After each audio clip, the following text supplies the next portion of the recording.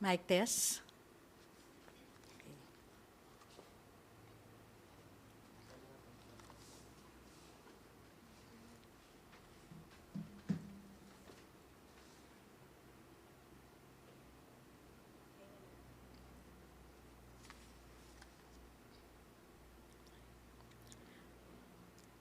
Good morning, everyone, and welcome to the UPOU webinar series number 2. This morning, we have in our lineup 4 topics and a demo lecture. The session will be divided into 2 parts. First, allow me to introduce myself. I'm Dr. Melinda de la Peña Bandalaria. I am professor and chancellor at the UP Open University, and I will be hosting this morning's webinar series. So for the first part, we will have the lectures on the following topics. For Lecture 1, we have the basics of synchronous online lectures, tools, and tips. For Lecture 2, the general features of a learning management system. And we will also have a demo lecture on Google Hangouts Meet. All this will be presented by Dr. Ria H. Borromeo. We will have the open forum of about 15 minutes after the first part. The second part consists of topics that are also of major concern as we shift to online learning. The first lecture for part 2 is student engagement, a look at some practices by Dr. Jean A. Saludades, our Vice Chancellor for Finance and Administration, and has several years of doing instruction online. The second lecture is on assessment of learning at the course level, assessment tools, options, and grading assignments. This will be done by Assistant Professor Ana Katrina T. Marshall. She is the Director of UPOU's Office of Academic Support and Instructional Services. There will also be another open forum after the 2 lectures in part 2. Note that all these lectures will be video recorded, and we will publish the links for all the participants to review later. So let's start with our first set of lectures. May I now call Dr. Ria Borromeo, our Director of Information and Communication Technology Office, for the first part of our webinar series. Ria?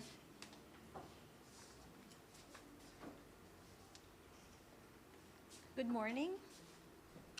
Hello, I will be presenting first the basics of synchronous online lectures. This presentation was prepared by Dr. Joanne V. Serrano, but I will be presenting on her behalf. For this lecture, is it moving? Let's start now, okay? But it's not moving. Okay, now it's moving. For this first lecture, I will discuss the advantages and disadvantages of synchronous and asynchronous learning. And we want to select the tools for synchronous online lecture. And also, I will present tips for your own synchronous online lectures. I will also discuss the difference between synchronous and asynchronous learning and demonstrate how to do it as well. So you see, online learning need not always be synchronous. It can also be asynchronous. In UPOU, mostly we are doing asynchronous learning, but we also do synchronous learning from time to time. So let's study further what synchronous learning is. Synchronous learning is done in real time with a live teacher or instructor. For example, right now, I am doing a lecture and some people are listening. This is an example of synchronous learning. Teacher can provide immediate feedback to students. If your students are with you, connected to you online, they can ask and you can immediately provide feedback just as in face-to-face sessions. So their experience is similar to that of a regular classroom, but you are not in the same location. You don't have to be in the same location. So this is an example of a synchronous learning that I did maybe 2 weeks ago. I was presenting a report and my colleagues from Japan and France were listening to me. And then we have that chat box there so that if we have to take important notes, we can put it there. As for asynchronous learning, students learn at different times and locations, and the real-time interactions are very limited. It just depends on if you're online at the same time, then it can be real-time, but it doesn't have to be real-time. So it is self-paced, and learners complete requirements within a flexible time frame. In the learning management systems, we have discussion forums, self-guided materials, and pre-recorded videos. So this is an example. In one of the classes we have this lesson. So there is a pre-recorded video about SQLite, and there are additional materials that the students can access, PDF files, and an activity or the assignment, and also a discussion forum where students can interact. So this is an example of an asynchronous learning. For synchronous learning, students can get immediate feedback, and there is dynamic interaction with co-learners and teachers. Then teachers can immediately explain certain concepts when students are struggling. So you can interrupt the speaker and ask immediately. Right now, you can't interrupt me, but you can ask real time on the chat box, and we will answer later. The disadvantages are, first, the schedule is rigid. It's specific to a time frame, so it's time sensitive. After this session, there will be a next session, so I'm not going to be talking anymore, and I will be able to address your questions much later. And it is also dependent on strong internet connectivity. And in the Philippines, this is quite tricky, but so far, we're improving in this area. And it's also dependent on the quality of instructor. If maybe, I don't know. It depends. If I speak like, if the way I speak is not clear, then it can really affect the learning of the ones listening to me. For synchronous learning, it's more flexible because learners have more time to reflect on the content and go back to the content. And learners can review other resources to aid in the learning. In UPOU, since students, we have lots of students who are doing part-time studies, this is very, very useful. So they can just study whenever their schedule permits. And we adjust the schedules, we set the schedules like 1 week or 2 weeks deadline or even more so that we can accommodate the schedule of our learners. The disadvantages are there is the lack of real-time interaction may lead to feeling of isolation, and some learners who need constant guidance may struggle. And this is really hard. The feedback is not given in real time. Sometimes the feedback takes a long time to come back because, of course, it's not synchronous. For example, you post something in the discussion forum and the teacher sees it now, but then the teacher is not prepared to answer right now. And then sometimes the teacher might forget to give the answer, and then you have to remind the teacher to give the feedback again. So this is a disadvantage, but through reminders, this can be dealt with. Now, I'm going to discuss considerations for your synchronous lectures. Online lectures are very different from face-to-face lectures. So even though the setting is the same, like I'm doing it live, it's still different because I actually don't have audience and that I see, who I see, and I'm not so sure if people are really listening to me right now. There are no visual cues, and it's weird if I say jokes right now because no one will laugh, something like that. So it's different. It's still different from face-to-face, even though it's similar. And again, the internet connection. Video conferencing requires internet connection, a stable internet connection. And also, not students have have proper devices to connect to the to the lectures. Not all students have access to the internet, and not all students can afford the cost of data. So we have to consider these things if we want to shift our classes to online classes. Should we do it synchronously or asynchronously? So these are the considerations for some considerations if you want to do synchronous lecture.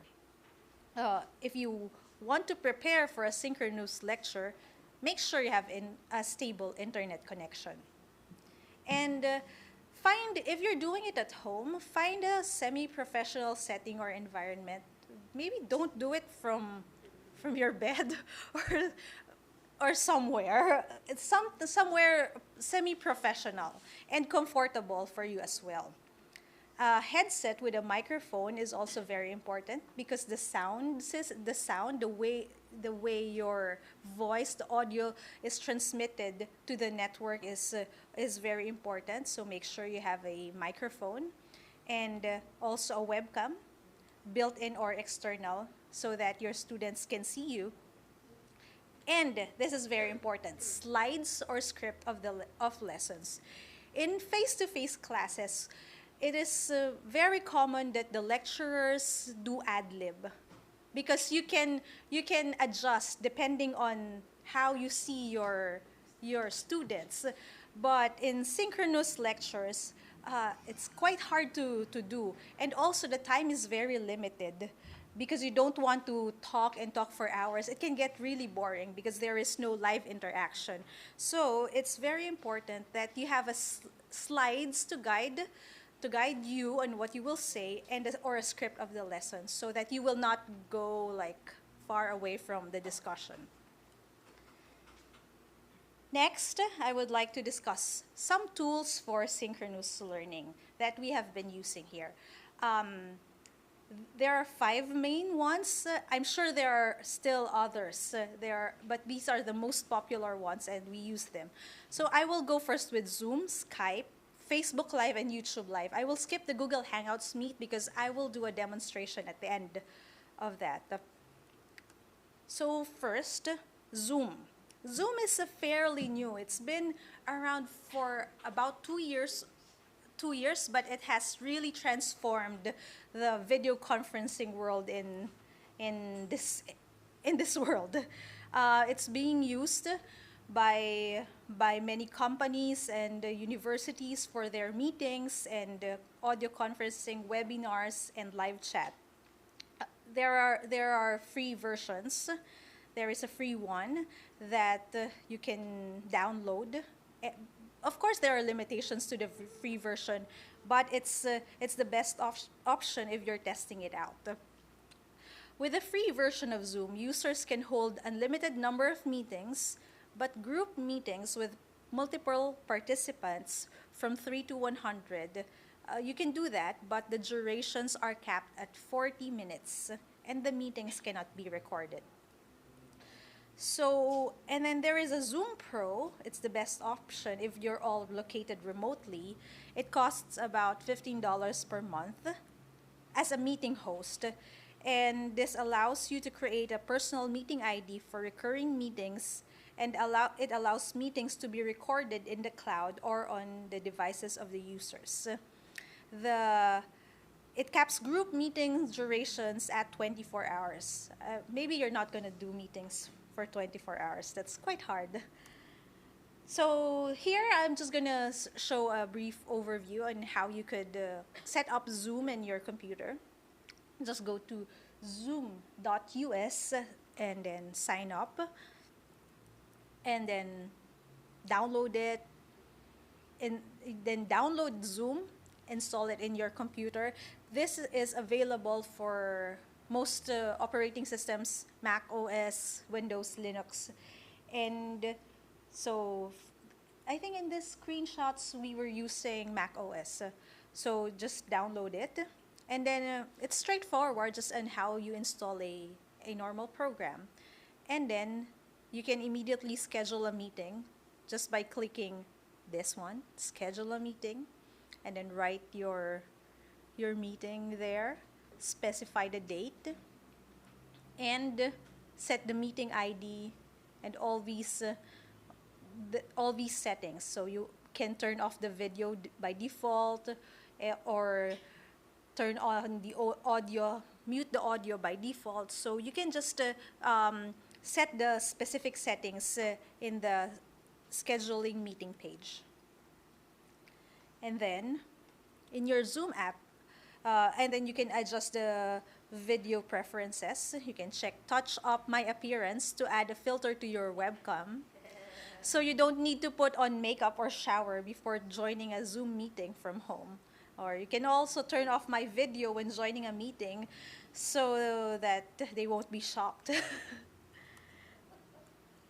In Zoom, you can record meetings, share your screen, and have breakout rooms and have virtual backgrounds. There are just really many features, and I would just like to share that Zoom actually has a webinar, and they just announced that they will be having a webinar, and you can check this free.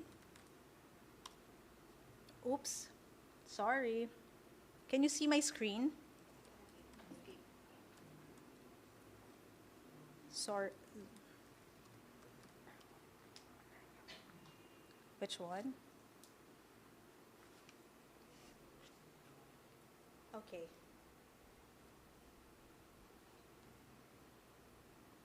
Okay, so Zoom announced that they are going to have Zoom meetings for education, for students and educators. And you can check this link out. You can sign up here, so the Zoom administrators will be teaching everyone on how to use Zoom. So it's also a webinar like this, and it's good for 45 minutes. There.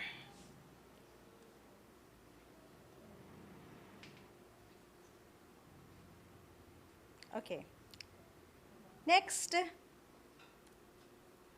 I'm going to talk about Skype. Skype is also another tool that we use for synchronous lectures.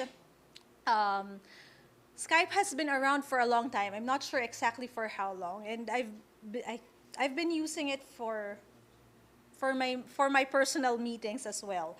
It's from Microsoft, and it allows free calls for up to 50 people or for audio and video conferencing. 2003, so it's been there since 2003, quite a long time. So it's also very similar. You just download Skype from skype.com and then create an account and then start a meeting. You can share screens, drag and drop files, and recently you can also record meetings in Skype. I'll skip Google Hangouts Meet and go to Facebook Live. I personally haven't tried Facebook Live, but I've watched a lot of Facebook Live sessions. I think Facebook Live is very easy for novice users because since most people are using Facebook, it's very easy to set it up. And it's just on your Facebook account, so it's accessible to the people you give access to. Users can comment on videos as they play, and the broadcaster can interact with the users as they are streaming it. So in your Facebook page, there is just this live video option, and you can just click that and start your streaming. Next, we have YouTube Live. Are we live on YouTube right now? I think we're on YouTube Live, right? So this is what we're doing now. Here, there's also a place where the users can comment, the viewers can comment live and ask questions and interact with each other. If you're like doing it from your computer, broadcasting from your computer, and you have a copy of your your YouTube screen there, then I can see the comments. But unfortunately, right now, I don't see the comments, so maybe I will check them out later and answer your questions. So now, let's now go to Classroom, to Google Classroom. Let's go back. I'm sorry. It's my favorite. So Google Hangouts Meet. So Google Hangouts, Google announced that starting this week, well, this was on March 3, the week of March 3, they will begin rolling out free access to the advanced Hangout Meet video conferencing capabilities to all G Suite and G Suite for Education customers globally. This means that if you have a G Suite account and for education, you can host larger meetings for up to 250 participants per call and do a live streaming for up to 100,000 viewers within a domain. So it's very important that it's within a domain. And you can also record meetings and save them to Google Drive. So why is this important for us? Because I know that a lot of our institutions are using Google for education or the Google account for your Gmail. So in the UP system and in UPOU, we are using our up.edu, that PH domain accounts are under Google. So it means that we can hold Hangouts Meet sessions right now or anytime. This will be free. The larger meetings will be free for up to 250 participants until July 1. Until July. I'm not sure exactly which July, but until July, we can use this to host 250 participants per call for free. But we can, by default, we can do this for 50 participants per call.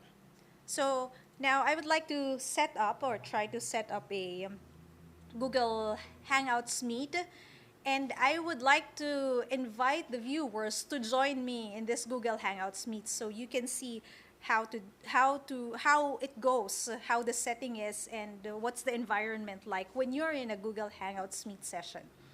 Okay.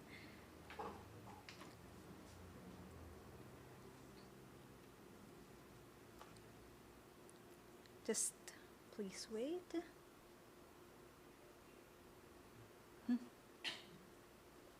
Sino to? Okay. Can I use your account? Is it okay? Okay.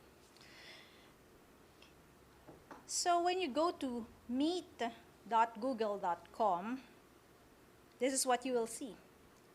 And I will start a meeting. What's the meeting? UPOU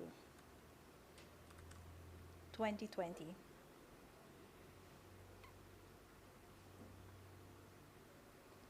They will ask for access settings, and I will just say, yes, sure. Allow. Hi. Okay, so no one else is here right now, but I will join it. And I would like you to join it by going to this URL. I'm going to flash it in my PowerPoint. Just wait.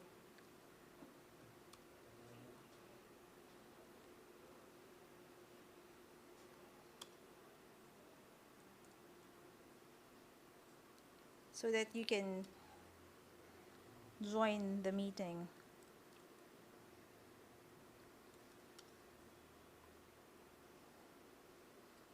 Sorry for the delay, but here.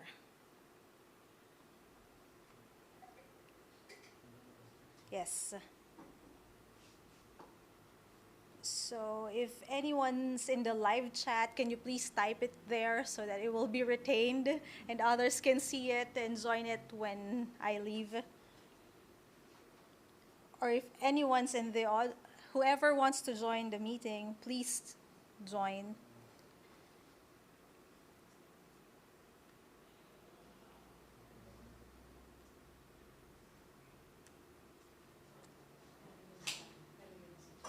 Yes. So I would like to, so no one's still joining me, but I'll wait. While no one is joining me, I would like to show you some of the features of the Google Meet. Okay. So you see, when someone tries to join the meeting and you're the one who facilitated it, you can deny entry or admit. So I will admit everyone for now.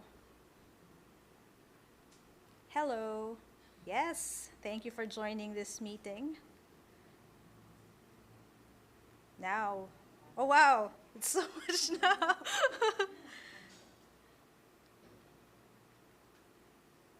So,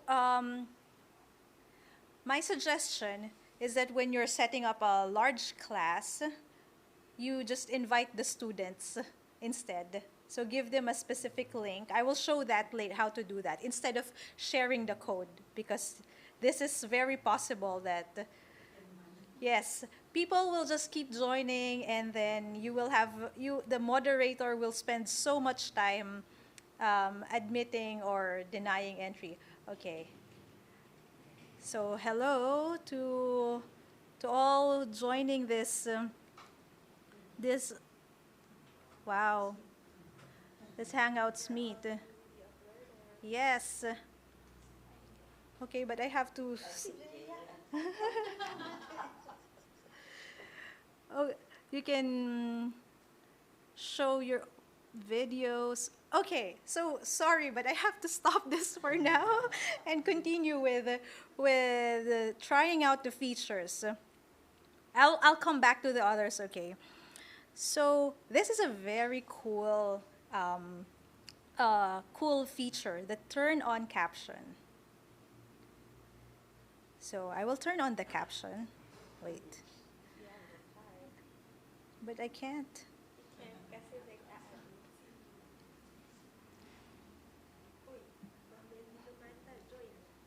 Oh no, can you please stop joining my meeting?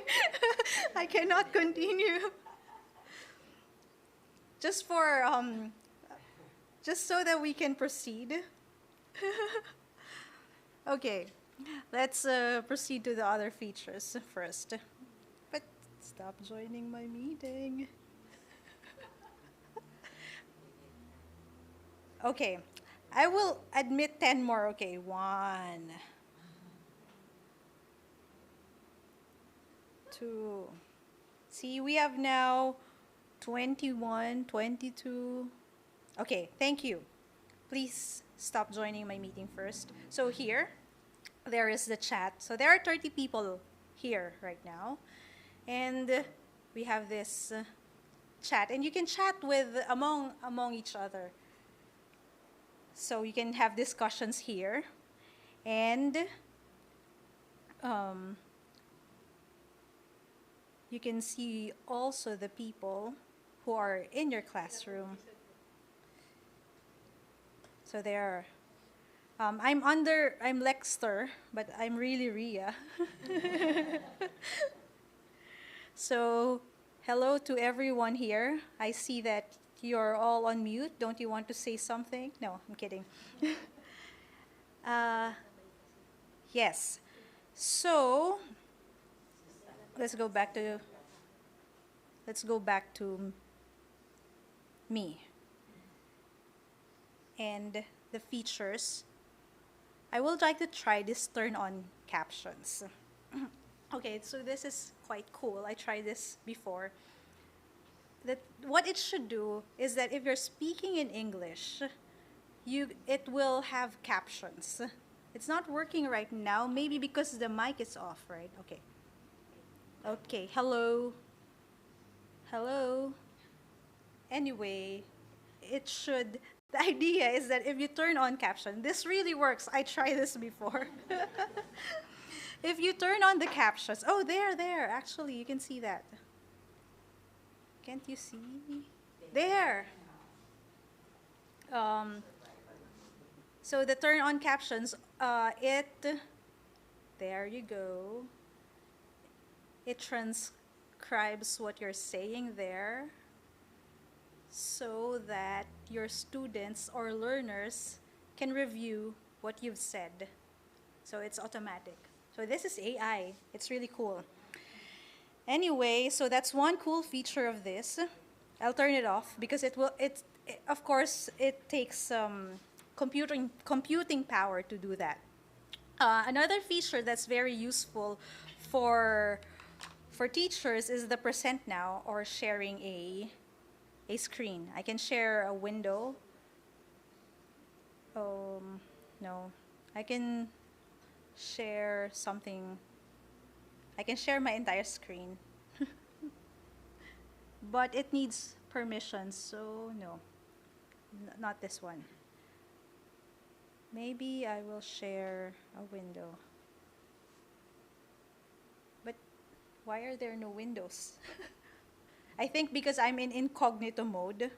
So in this case, I can't share my screen. Let me try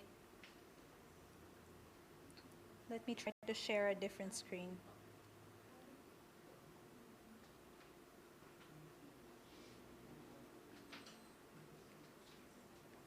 Here, in this case, oh, it's still incognito. Sorry, I can't share any screen right now. But you can share a screen, your entire screen or a window to present to the group, to the people in the meeting. Also, other features are you can change the layout. So if you want the layout to be like this, then I can see hi. You can see all the people in the group. And you can also, I'll just go back to this layout.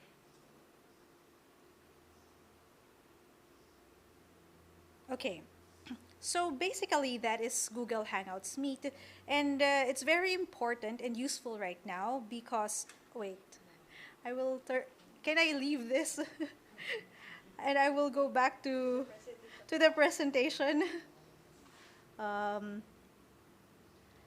So if you're trying to use Hangouts Meet for your class, it's very important also to do some rehearsal or practice on your own. Try with a group of people before going to a larger group of people. So for example, right now, I didn't try with a smaller one, so we experience a bit of problems, but I think next time when we try this out, it will be better. Now I'm gonna leave the meeting, and you can explore it further. How was the audio? Did you hear me properly? I hope they heard properly there. I can't judge this, so I will just go back to our presentation.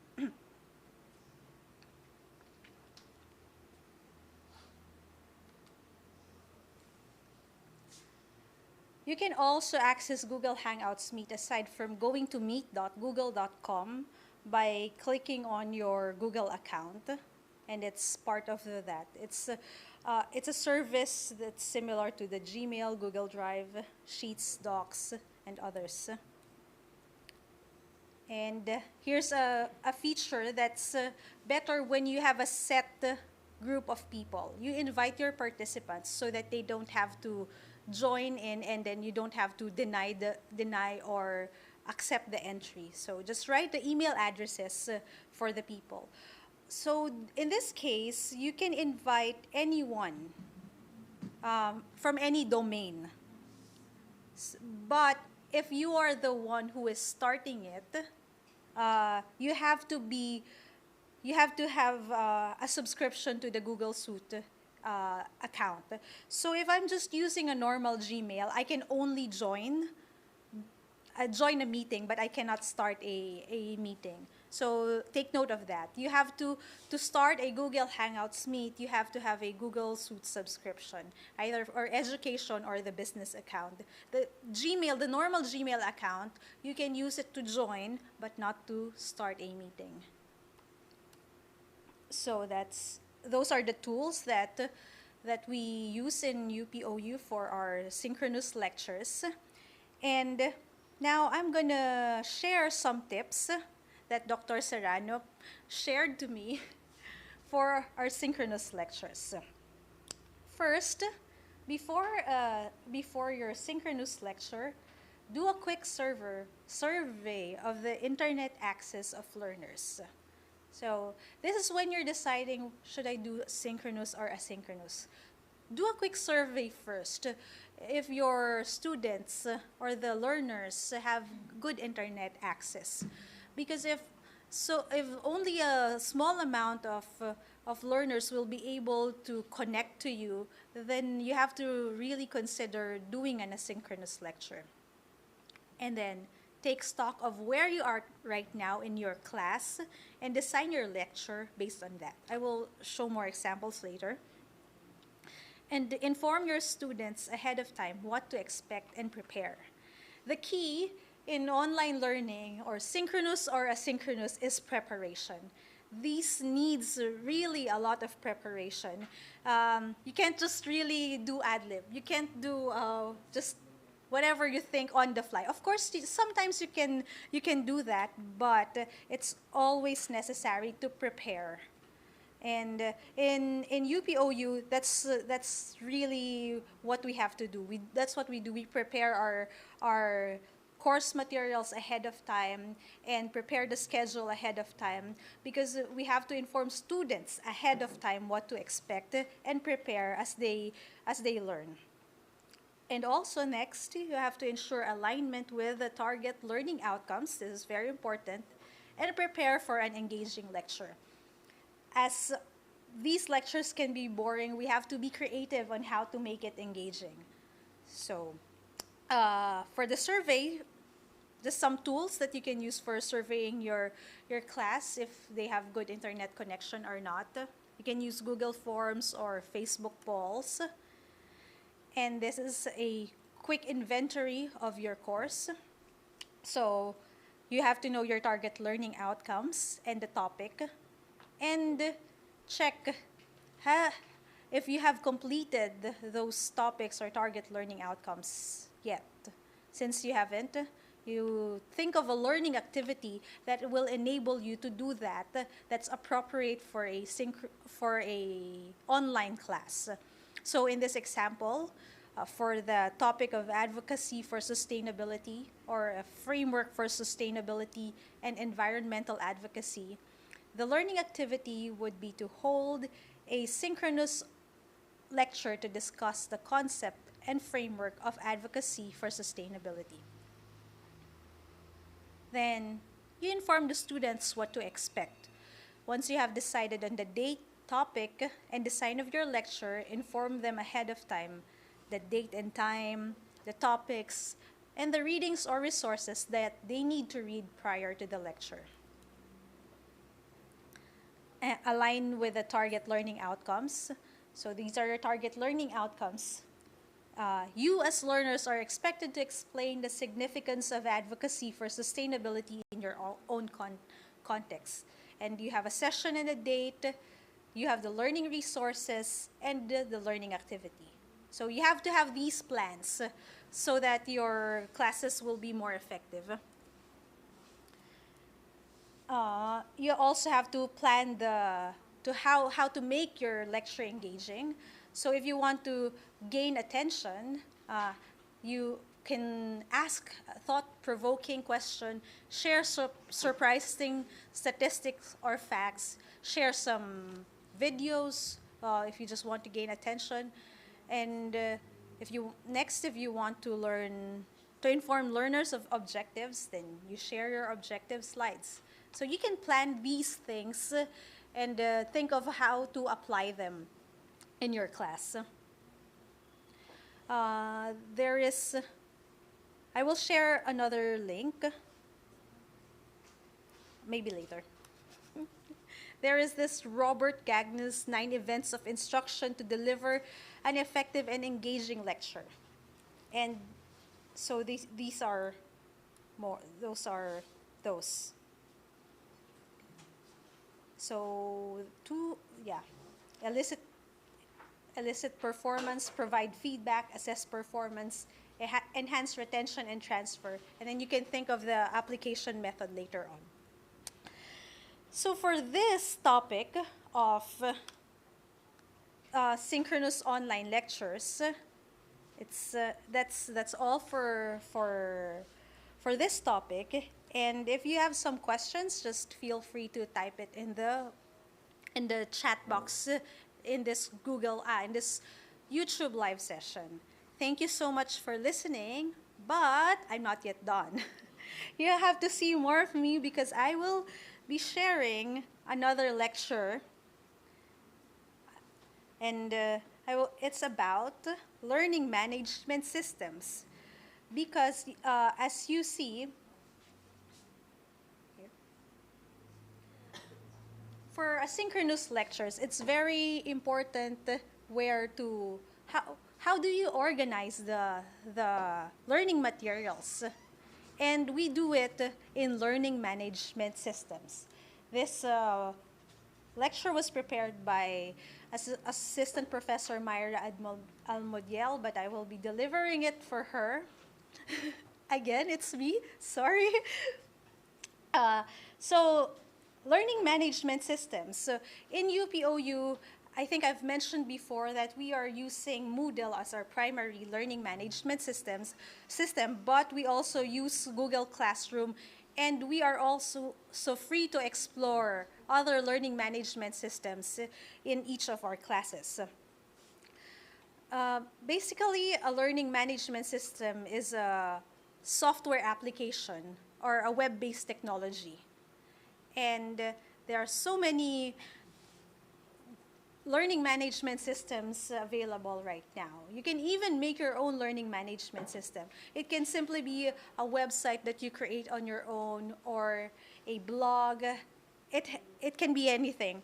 But there are already learning management systems that have features that are commonly used in classrooms.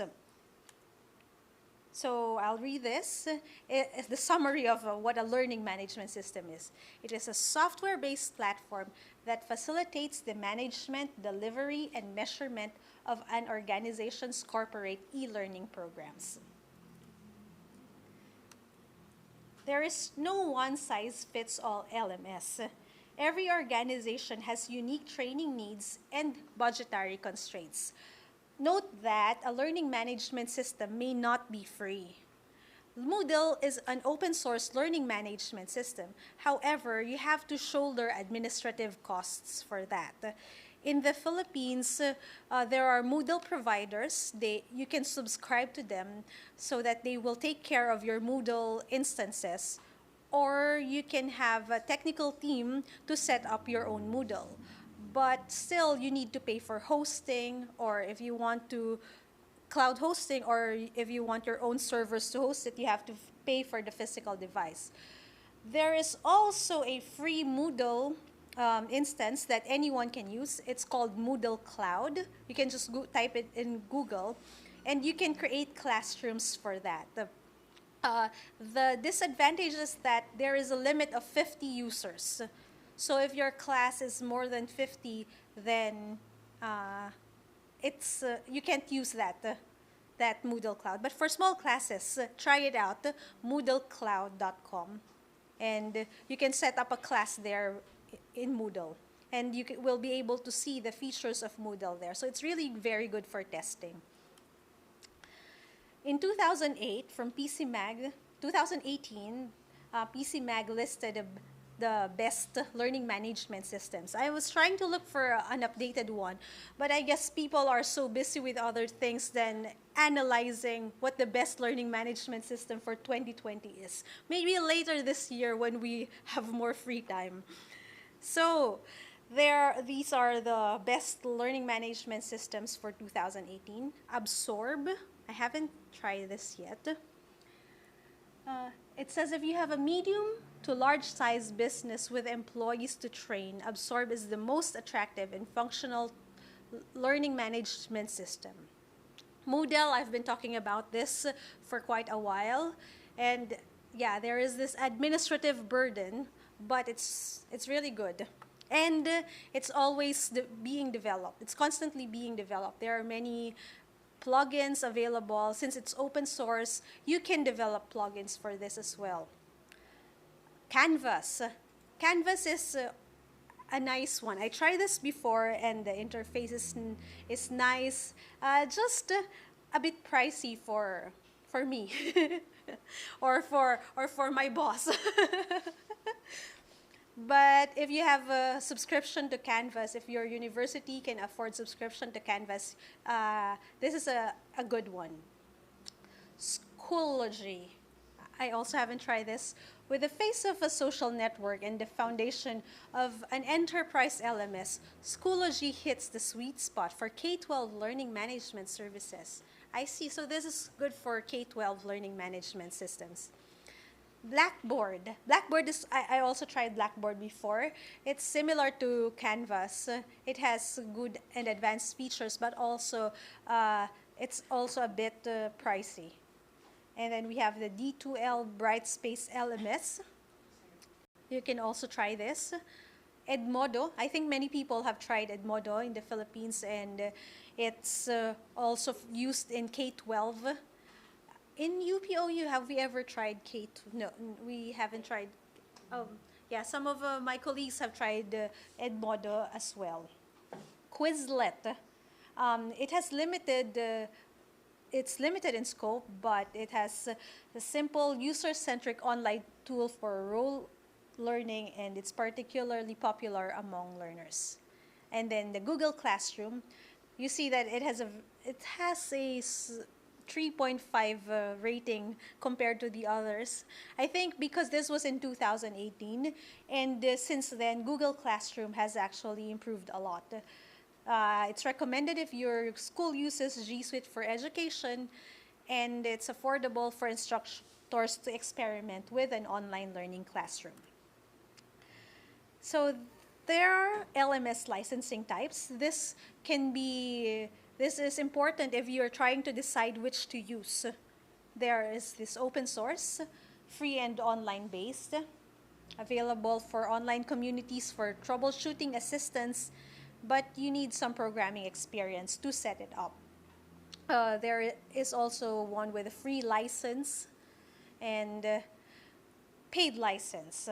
So just determine in your organization which licensing are you willing to, can you afford, or you're willing to try out. The why would you use an LMS instead of just emailing the students the list of things to do, or just writing or making your own HTML page on just doing an outline or doing a PDF of the links? There are lots of benefits of an LMS. First is that it stores and organizes your data. When your students interact with a learning management system, it's the data that your students produce and the data that you produce are there, and later on you can analyze that, which can help you improve your classes later on.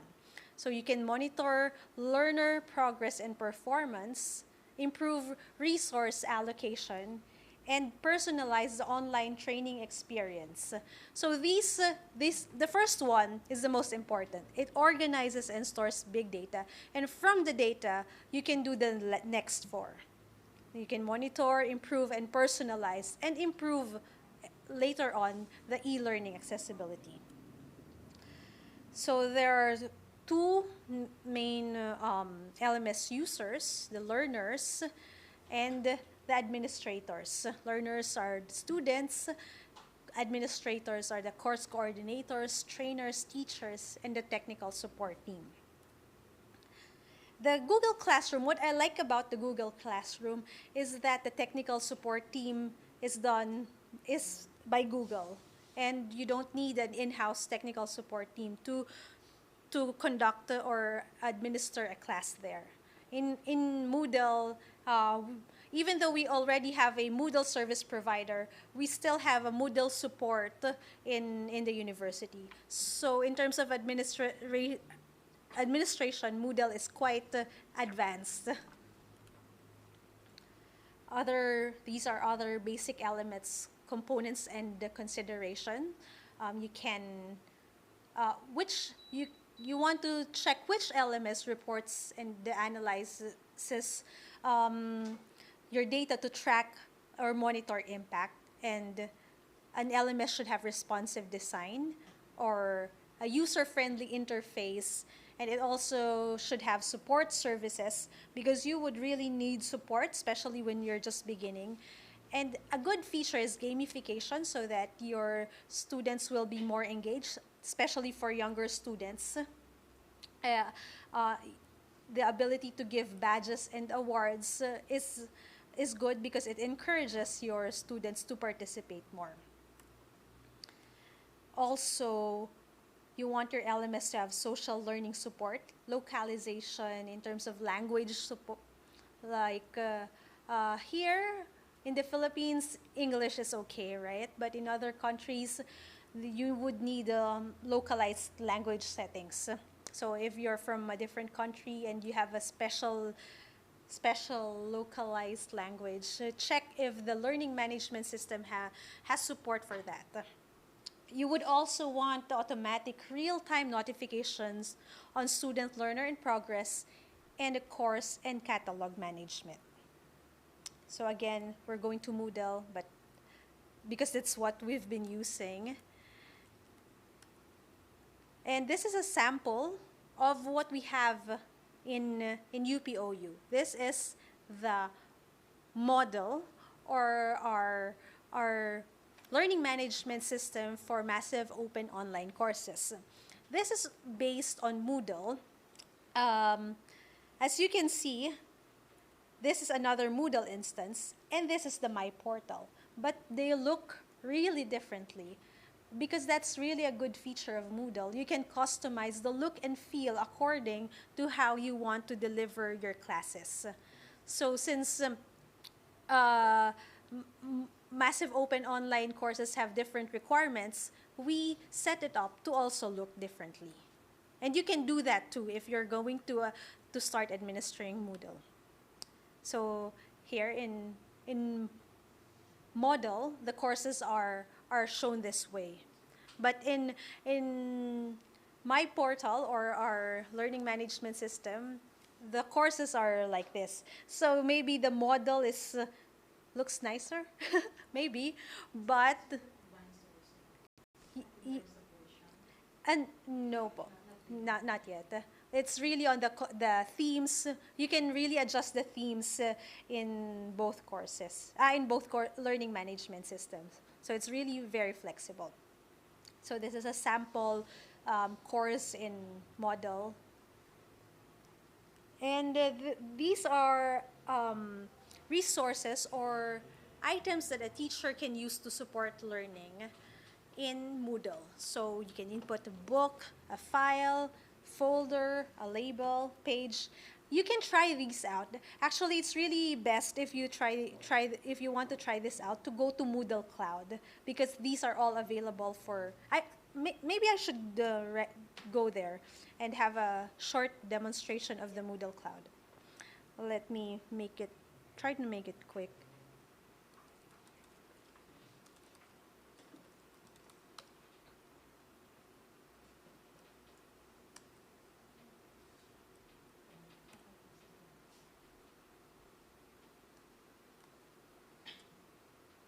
Okay. So to set up your Moodle Cloud, we can sign up first. Okay, let's go to the pricing. It's very important. The pricing. And there. So we're just gonna try this free one. You see it's in AUD because Moodle is originally from Australia. Let's try this free one. And the maximum file storage is 200 MB, 50 users.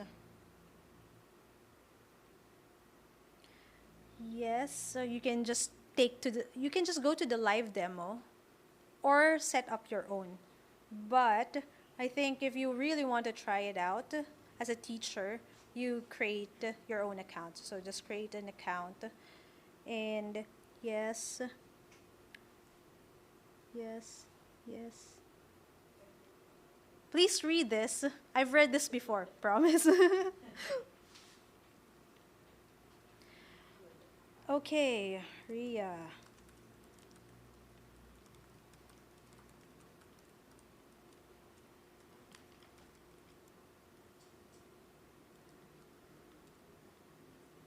Okay, can you turn off this? I'll write my phone number. I don't want to show my phone number, okay. Be, because they will send you a confirmation code so that you don't, hey, don't show my phone number. No, it's not being shown, okay. Okay, so that's what you need. Philippines.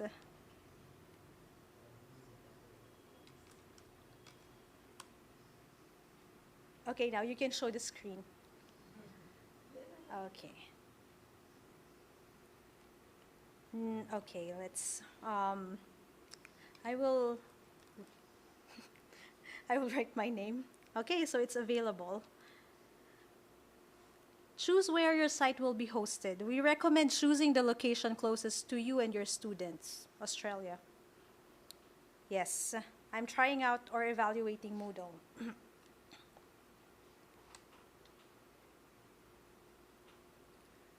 The verification code. They should send me a verification code. Yes, I received a verification code from, it's 162185.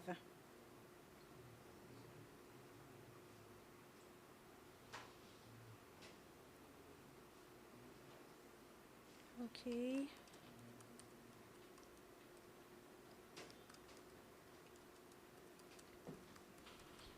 Just setting up a password. Choose a password. And now, success. I have a Moodle account.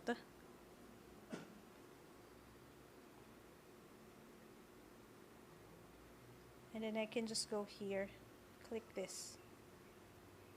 There you go. I now have a Moodle account.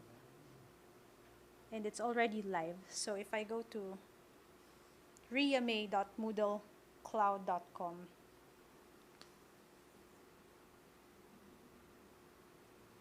this is my new Moodle site. And the setup, you see, we did it in like a few minutes. So you can also do it by yourself and try it if you're interested in using Moodle as your learning management system. And if you like it, and then you can just check other options on how to be able to host more students and have a better subscription. Okay, so I hope that helps, and I will go back.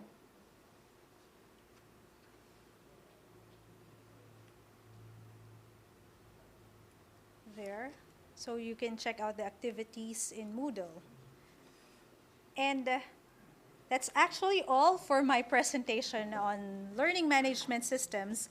I hope I was able to give a brief introduction on these learning management systems, and feel free to have questions. Thank you.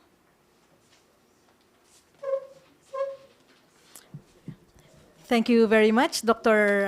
Borromeo, and also for the on-the-spot demo for the Moodle classroom. So I think we invite questions from our viewers. Right now, we still don't have questions, but I think they will be arriving in a few minutes. So just to add some more information about our speaker, I have mentioned earlier that Dr. Borromeo is the director of our Information and Communication Technology Development Office, and that office is the one in charge in customizing and improving our learning management system, as well as doing technology research to integrate whatever apps our teachers need in delivering their classes. And Dr. Borromeo has a PhD in computer engineering from Keio University of Japan. So, and that's why she's really an expert on technologies for learning. So, if we don't have questions yet, wala pa ba from our audience, I guess we will have more time later as they think of questions to ask. But I guess the demo on Google Hangouts Meet for the learning management system on Moodle can really provide you with the basic information on how to start your classroom online. So now we will proceed for the second part of our webinar today. And as I mentioned earlier, we have two speakers. And let's go to the first one for our lecture number 3. Dr. Borromeo showed how we can have online classes. So this time, when we did, or when we started planning for this webinar series, I also use social media to announce and invite viewers or interested teachers to participate in this undertaking. One of the questions that was asked, not directly to me though, but I saw it, was, of course, what I shared initially in terms of the quick guide in migrating your courses online were the basic information, basic stuff, as the person said. And he mentioned something like, what is important is how to keep your learners engaged. And of course, I informed that individual that that particular topic is also included in our webinar series. So to discuss further and invite us to her journey on her practices on keeping the learners engaged, may I now request the presentation from Dr. Jean Saludades, our Vice Chancellor for Finance and Administration, and also, as I mentioned earlier, long years of experience in doing online instruction.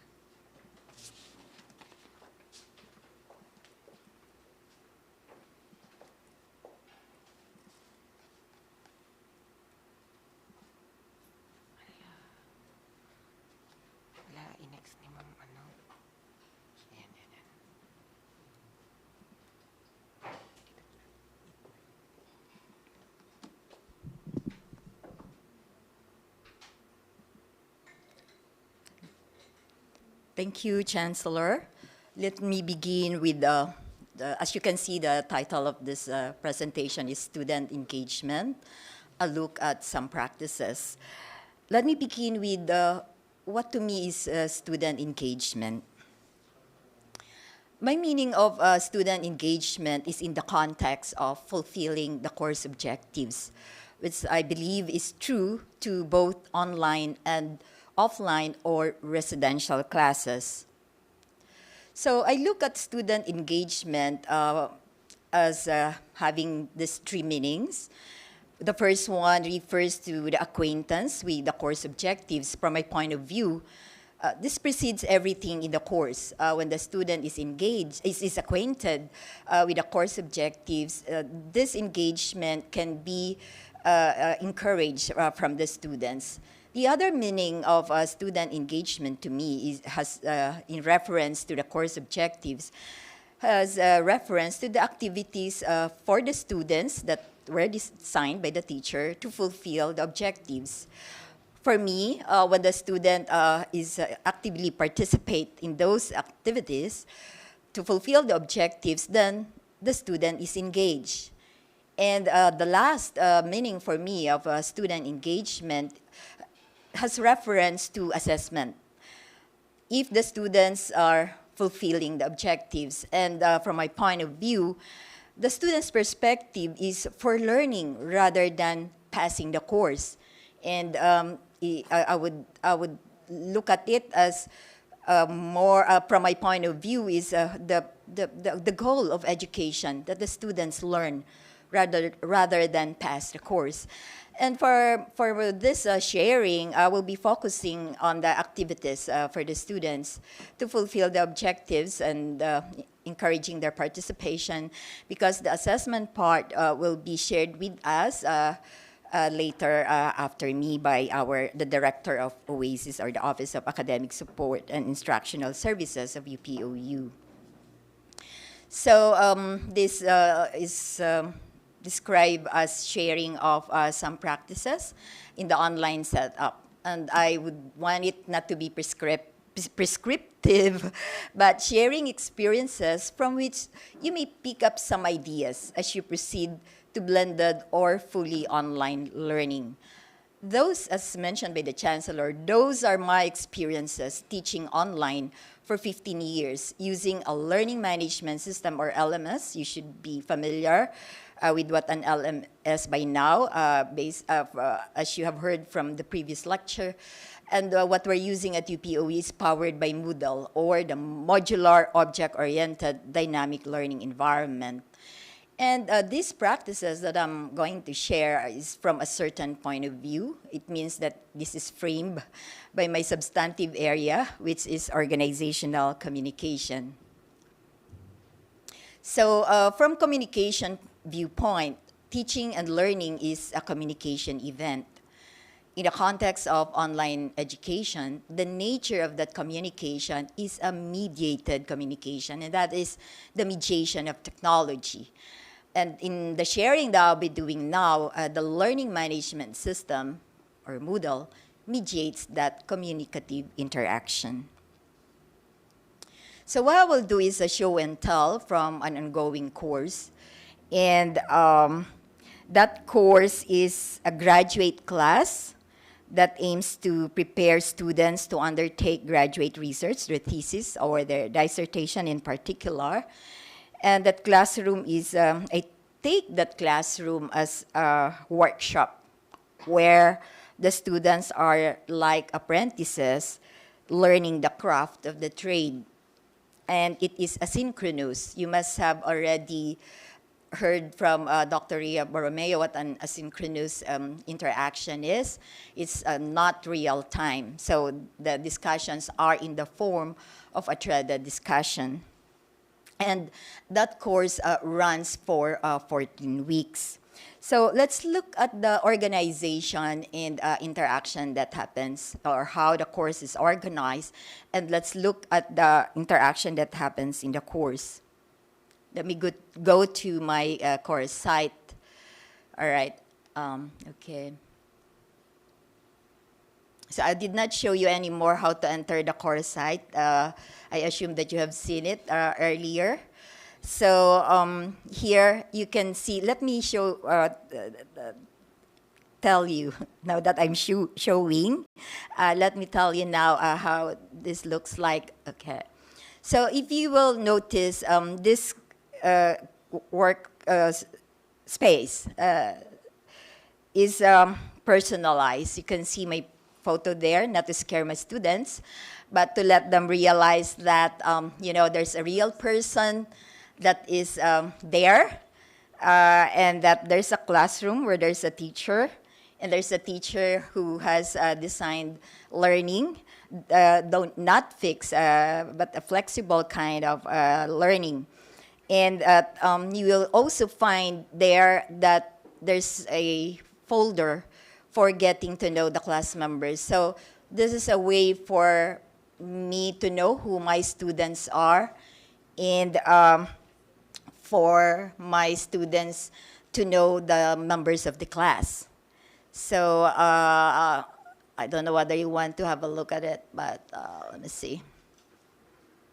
Yeah, so here is how it looks. No? And then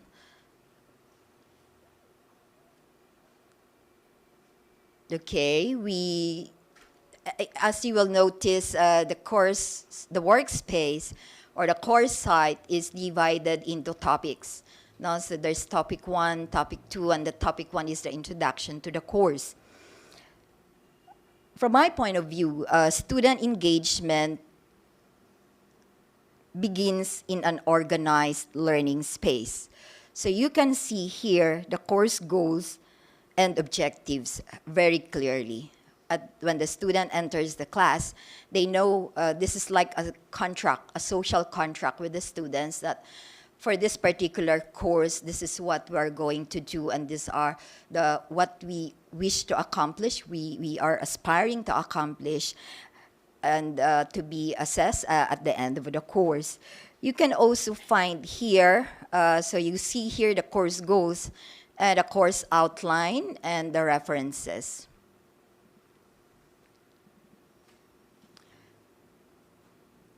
You will also see that for each of this, so the course, let me go back, I hope you don't get dizzy. So there are 3 units here, units 1, 2, and 3.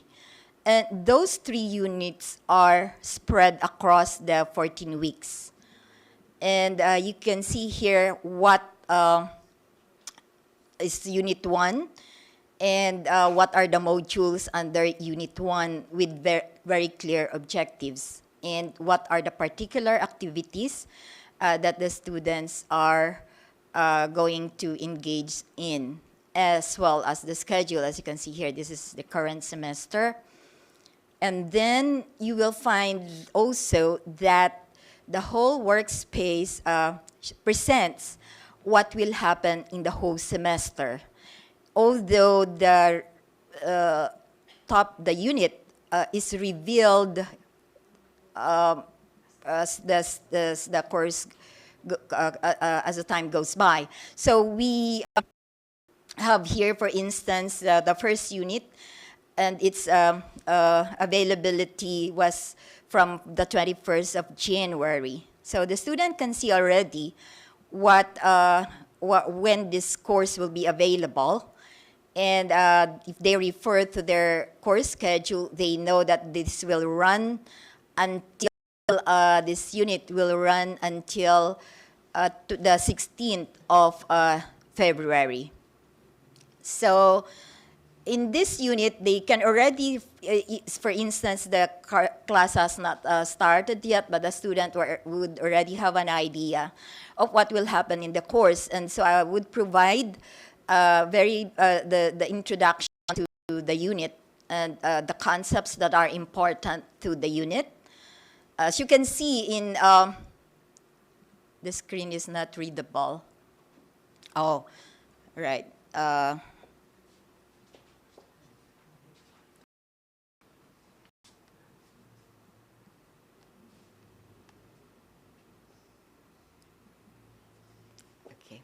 Okay, so we go back to the, I hope you will not get dizzy again. But let me show you, just because I got this information that the screen is not clear, but it doesn't show all of the, I'm not, yeah.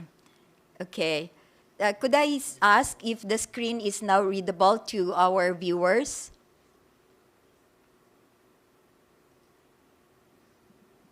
Yes. All right. So just to show you, the course goals are already stated at the very first window of the workspace. Just to repeat, I said that the student engagement begins in an organized learning space. So the course goals and objectives are seen here. And then I mentioned about the getting to know the class members. I will not show you that anymore. So you can, the students can see the course outline and references. And the course activities and schedule, as I mentioned, for the 14 weeks, all of this are already laid down on what will happen. And Unit 1 is from what day to what day. And the objectives for its modules are identified. So, and then when you look at the main body of the course site of the workspace, there are restrictions on when the student would be able to view the inside of the topic or of the unit. But they can, at the beginning of the semester, they can already see all of the class, all of the course. So I'll just show you, give you, I'll scroll this down for you to see what is the course, how does the course look like, but they cannot enter yet, but they are already given a heads up on what will be done for that particular activity, for instance, a forum. And so what we will be discussing already, so the student can have a preparation when the time for the forum comes. So just to give you an idea, so all of these units are plotted across the course site. You can see here the 900 post, meaning because this is the week of 10 to 22nd March, so you can see that there's the posts that are unread by me. I will read it after this presentation. And this is the third unit. And then you can see that the fora are not yet open, but the students can already, because for this particular fora on Module 5, that particular forum will open on the 24th of March, but the student can already see what will happen there. And then what would be the requirement, the final paper for the course? It's already, can already be found. And also, what are expected in those particular requirements. There are two here. And as I said, a good or an student engagement begins in an organized learning space. So the course activities across the semester are identified and that the course assessment is clear. So even the assessment criteria for the assignments are already available to the students. This is how this great assessment would look like. And, oh, I don't want to show actually the name of the student, but pardon for my student, please pardon. And there you will find the rubrics and the points assignment. There's a problem hanging out. I am with this one. This one? I should not notify the student because the student may think that I'm already grading. There. All right, so you can see in this assessment that the course objectives are laid down and how many points are to be allotted for each of these objectives. So there are two assignments or final paper. So the first paper for course objective 1, 2, and 3, and then laid down there. But I will not belabor here because Prof. Kichi will be talking about it later. All right. So let me now show you the interaction that happens. I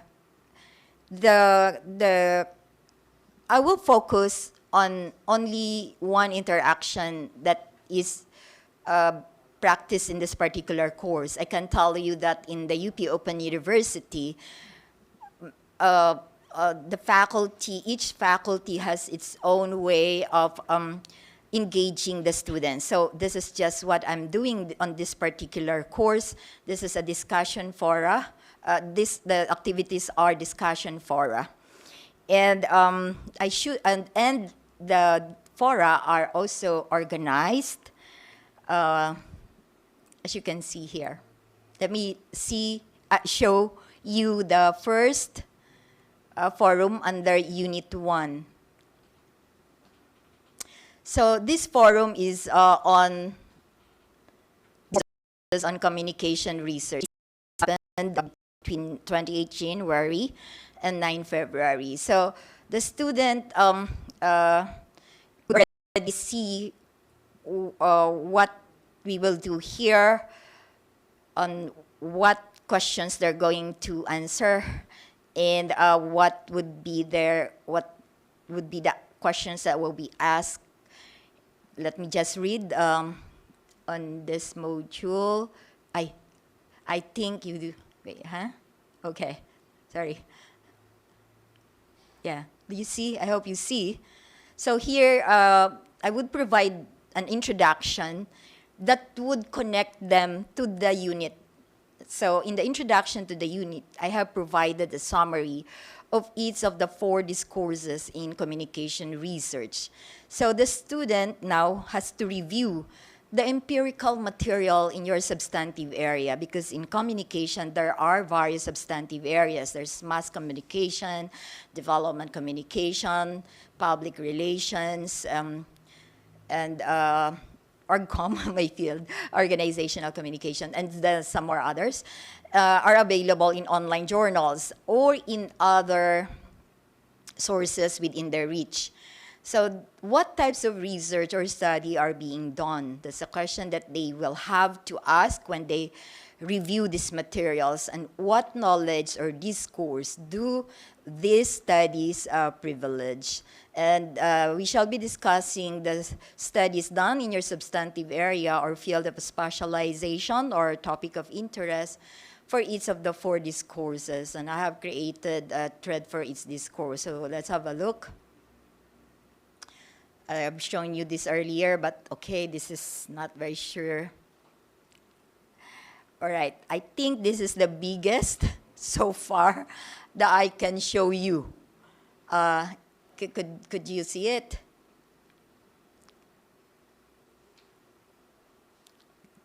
Are they able to see that, guys? Yeah.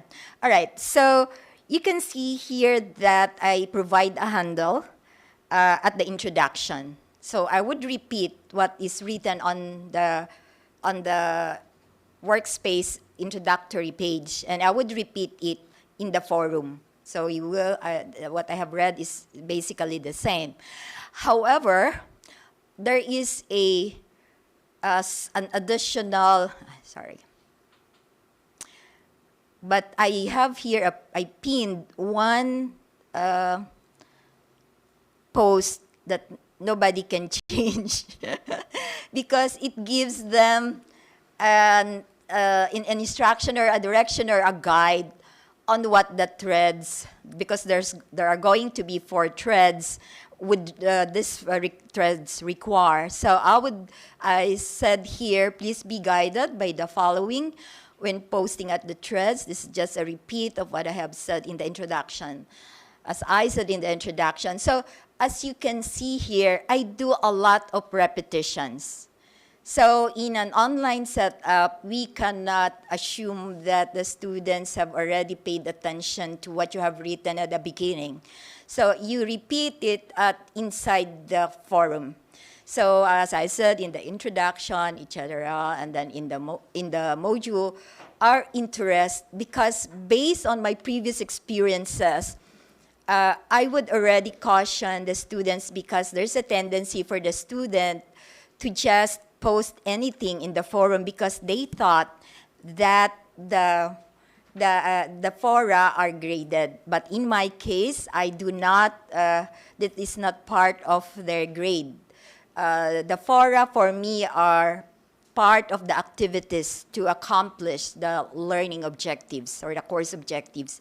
The assessment is another thing for me, and that is, as I've shown earlier, those are the 2 final papers. So this is, so this fora is for the students to be guided, this the 0, what the threads require. So I would explain as clearly as possible.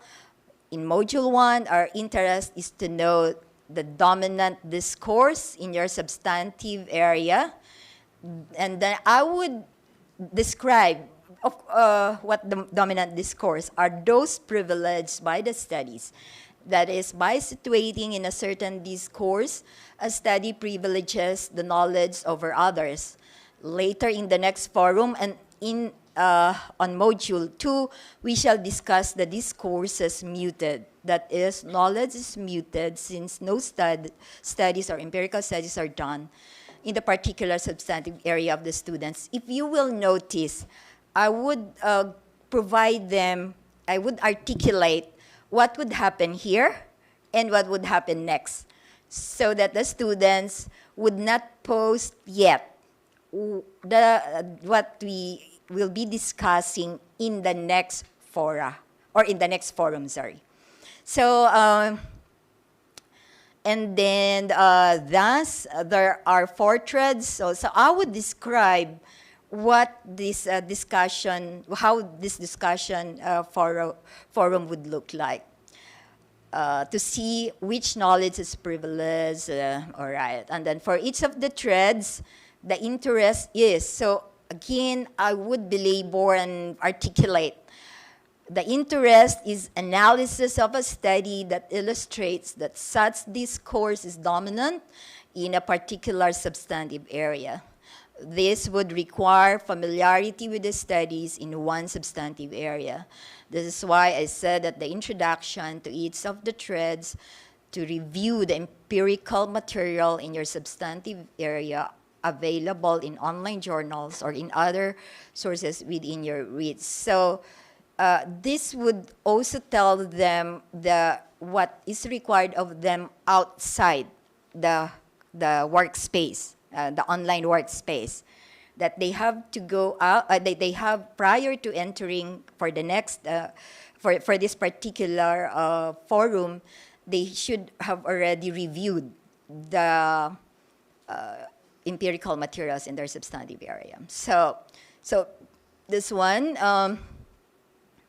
and then I would have a different folder for each of the discourse. Well, it depends on how you would organize yours, but this is how I organize mine. Just don't bother about my students, who they are, because we don't want this to be, with the data privacy and all. But you see here, if you look at the right side, I hope you can see it, there are our discussion here is very engaged, particularly in this course of representation in thread number 1.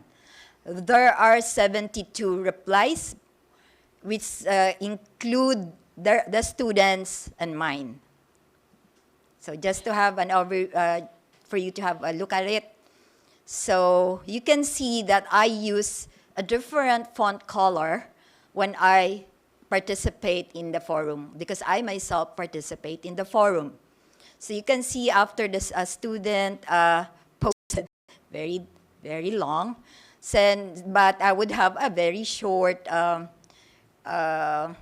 reply and a further guidance. No? So you can see this is a very long thread because there's a very active participation among the students. And for each of the reply, I would have my own, yes, I would have my own here. So you may be asking, the students are just communicating with me. If I mentioned at the beginning, because I take this course, this particular course, I have other courses that are not research courses, that in this particular course, I take the classroom as a workshop, no? Where the students are apprentices learning the craft of the trade. So as the master craftswoman, I have to guide the student on how they should be reading the empirical material when the discourses of communication research are used as a lens. All right, so, okay, I hope you're not, let's see. This is not my computer, so, wait. Sorry, look at the screen. Okay, mine is the other way around when I scroll down. That's why I get confused here. All right, so I will not look at the other folders anymore.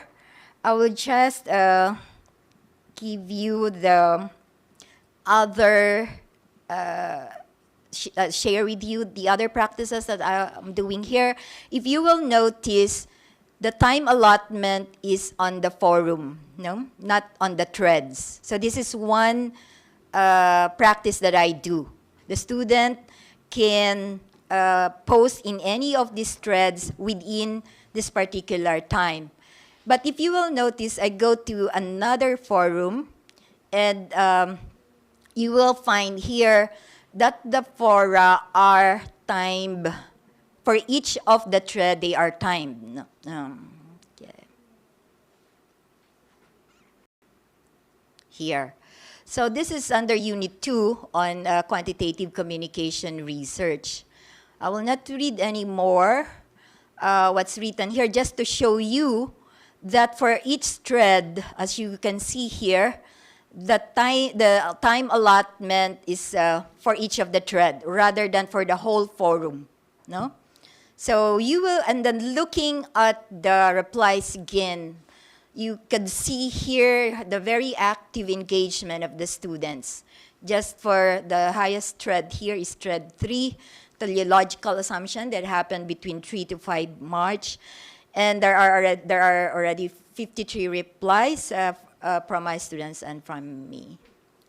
Then the next one is I asked for pardon from any one of my students whom I will use as an example here. So I would have again an introduction, and then someone would reply, and then okay, this one is not a good, an example. I would say the name of the student, because at times, this is my experience, not this particular one, let me see. Because at times the students get confused if my reply is for them or for someone else. But yeah, okay, I will explain why I cannot see now the names here, because we are already in Unit 2. You know, the students already got the familiar with how I handled my fora, so maybe I should go back to my to the forum in the first unit and show you how I do the reply to the students. Okay, taking time. This is very important. This is something we don't do in offline or in our residential classes. Let's just go back to the same module, and then here. Oh, yeah. So I would say here, thank you for your post, John. John is from UP also. And so you see, this particular question, reply is for John. I would do that at the beginning of the semester. And although I would do that also throughout the semester if I feel the need that the students need to be directed to my particular question, like could you share a particular study, etc. So, all right. The other one is why do I do that? Why do I have this time allotment? From my experience, having an allotment time for discussion, and when the student posts on time, they get comment from me. No. I mean, because of I believe this is everybody's experience in UPOU. We are overloaded. We are carrying 60 units or so. And so we are, our time for our teaching, we have to discipline ourselves as well. So between a particular time, if I say it's between 28 January and 9 February, I would reply to the post of the students within that period. Although at times when I'm not very busy, I would go back and still reply. But as a standard operating procedure for me, I reply particularly those posted within the time period. And you know, my experience after a month or so, or maybe less than a month, the students would already try to post on time. If they want an engagement with their teacher, so the students would post on time so that they can communicate and interact with me. So, and I find it, you know, it's very enjoyable, I can tell you. Teaching in the online environment is as exciting as in the residential and the classes as well. You create a social relationship with your students, and I enjoy very much my interaction with my students. And then there's another one I will not show you anymore. When the student posts, I would use now my students now, if they are watching now, I saw one or two watching. I would always say good start. The purpose here is you encourage the student for the effort that they have done. No? So when the student posted and you look at it, that there's really thinking that happened before posting, then you encourage the student and say good start. And then if I would require some more from the post, I would ask that question. I hope you have seen what I have asked earlier. Could you suggest a particular study? And when the student has replied to my comment, then I would say, and I would require some more elaboration. I would say good progress, because the student has spent effort to really learn what and be guided by what me as a teacher has said. So I maybe I'm worried about the time, but this is how this is what happened in the interaction. I will now go out of the show and tell and go back to my to a summary and give more time for questions later on.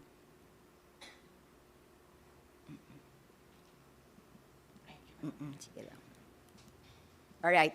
So let me have a summary of what I have shared with you.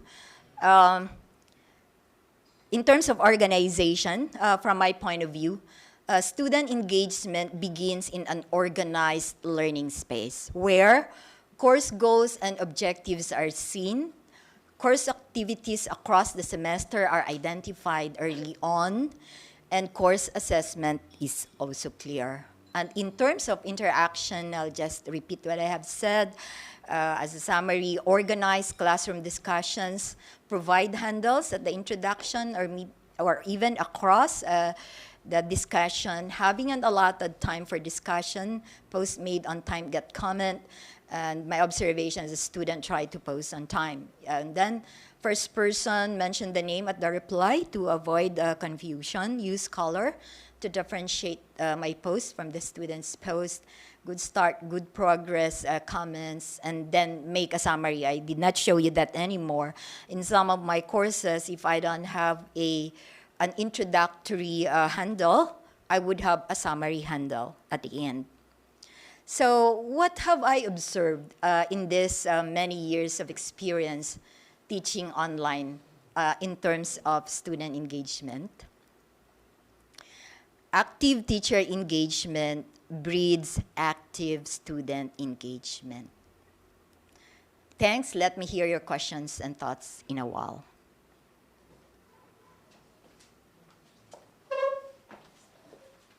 Thank you very much, Professor Jane Saludade. So let's now go to the last topic. Of course, our speaker is our Director of the Office of Academic Instruction and Support, Office of Academic Support and Instructional Services, Assistant Professor Ana Katrina Marshall.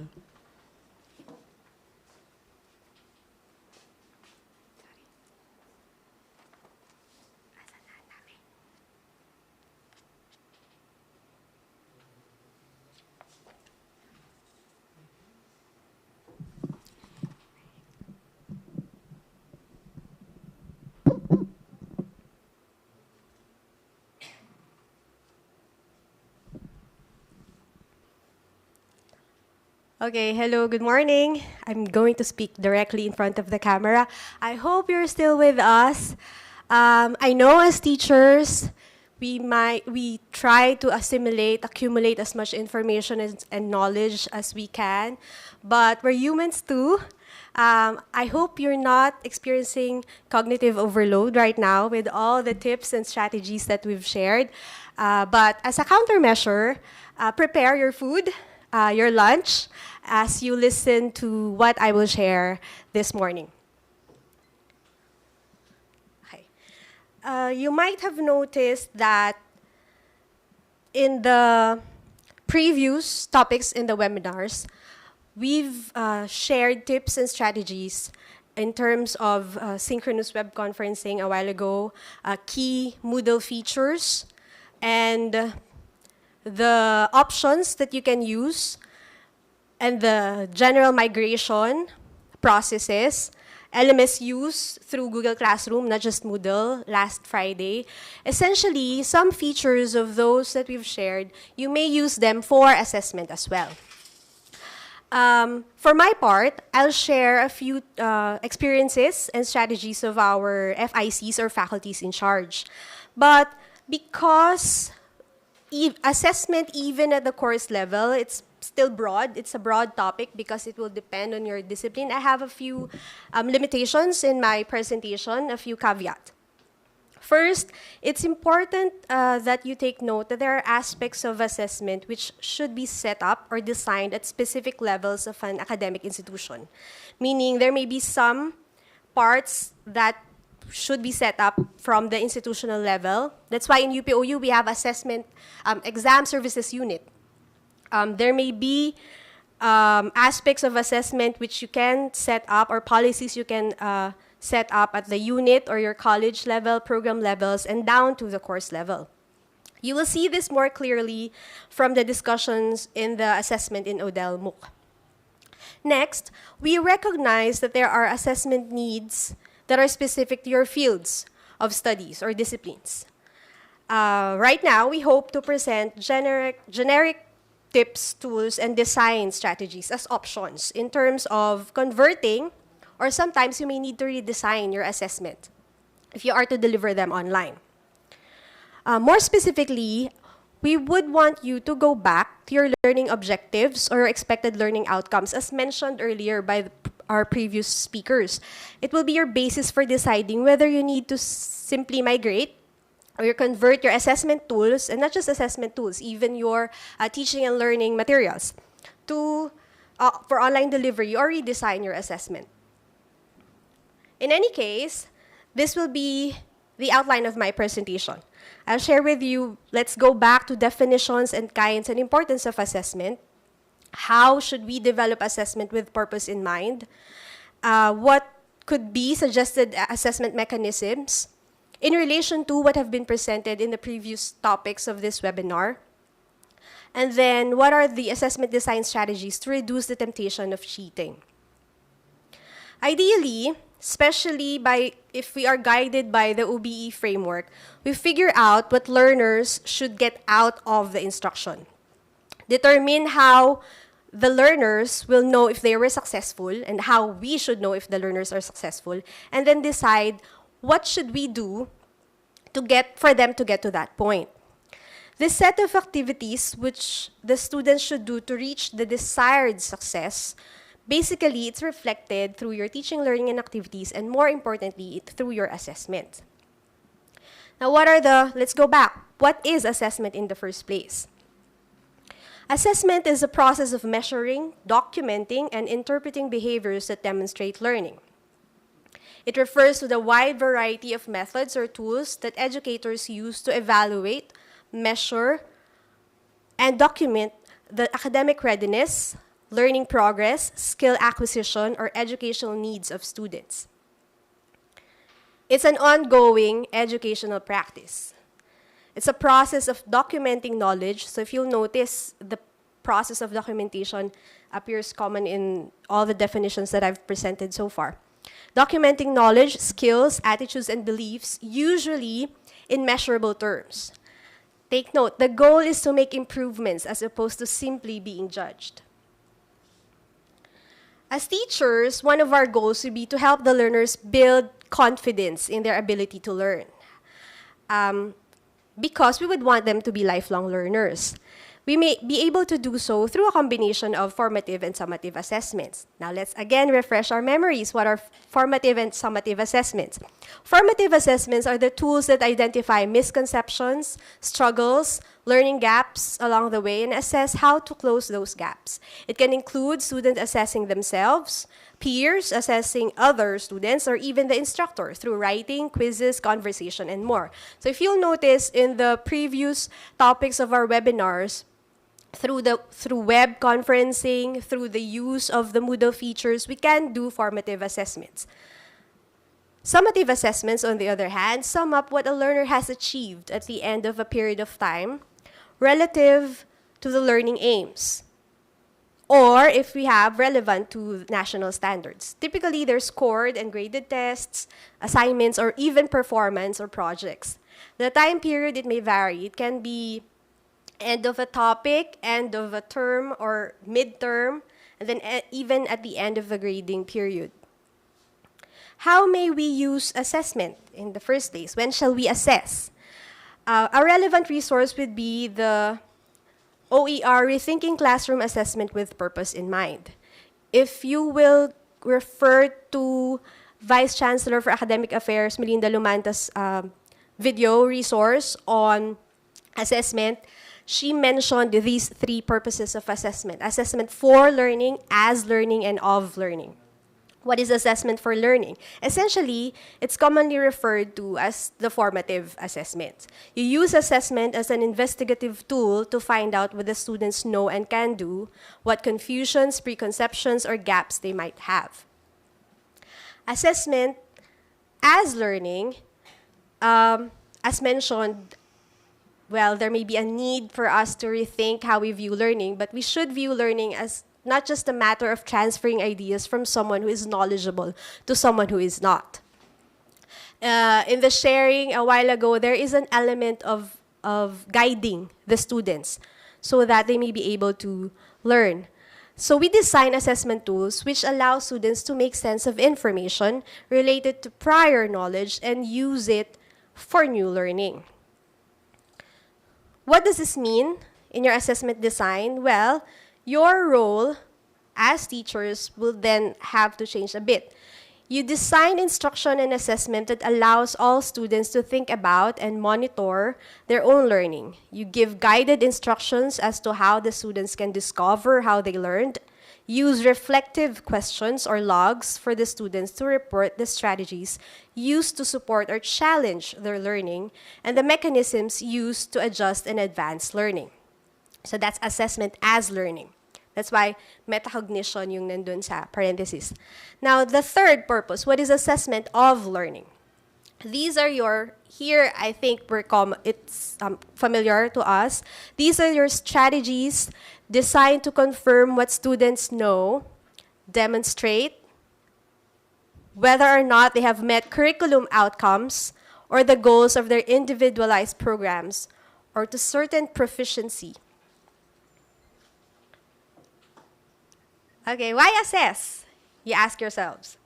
Again, as teachers, our role is to help the learners build confidence in their ability to learn. And whether or not you refer to conventional instructional design frameworks, for example, Dick and Carey model, or the grouping of Tiago's instructional design methodology, which UPOU has been adopting and developing in structuring courses, you will see that assessment is a crucial part of the cycle. But what's more relevant in your planning is to go back again to your learning outcomes. Ask yourselves these questions. What are my course objectives and the learning objectives for each topic which I intend to deliver online? Consequently, what are the assessments which I have to design to address these objectives? Do you just need to convert? Or do you need to rethink your options and the options of your students, depending on actually a lot of factors? What are the technologies and online tools which I and my students can readily access? How am I going to assist the learners to use these tools? What guides shall I prepare, both for them to do the assessment activity, but at the same time use these online tools and technologies? I understand there are a few attempts now to conduct quick surveys regarding the capabilities of the students, so that really would be a huge factor in your planning. Now, what are my suggestions? First, one way to gauge what kind of assessment activity you may do is you refer to Laurie Lard's classification of media types or media forms in relation to the learning experiences they support. Although primarily this is used for guide for choices of resources, OERs, to support learning. But since, as we mentioned earlier, there are the formative and summative assessments, and there are 3 kinds of purposes of assessments, you can also view this table as a guide in your assessment methods. So, for example, your learning objective is for the students to articulate their understanding of a set of concepts. Well, definitely you will need productive media types, ranging from simple word processor or processing tools, MS Word, LibreOffice, Pages for Mac, to online authoring tools and blogs. Another way, as mentioned earlier, is you go back to your learning objectives, your expected learning outcomes, and you refer to the ever-reliable Bloom's taxonomy. So I just included that there. In light of Bloom's taxonomy, and considering the 3 purposes of assessment, here are a few suggestions in terms of the assessment mechanisms which you can do. For online quizzes, well, depending on the kinds of devices and readiness, I guess, of the teachers and the students, the simple tools would be just Q&A via text messaging or chat sessions.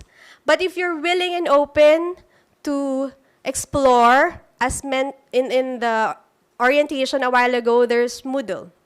For online quizzes, there is a source for building a quiz in Moodle.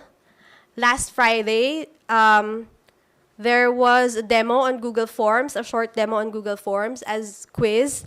However, I believe the quiz feature for Google Classroom through Google Form, there are conditions that you need to meet. First, if you are to use lock mode, you have to subscribe to G Suite for Education account, and there should be a Chromebook managed by your school for each student to use that locked mode for Google Form, where the students cannot use other apps, some extensions and keyboard shortcuts are disabled, and then if a student exits the quiz or opens any other tab, the teacher is notified via email.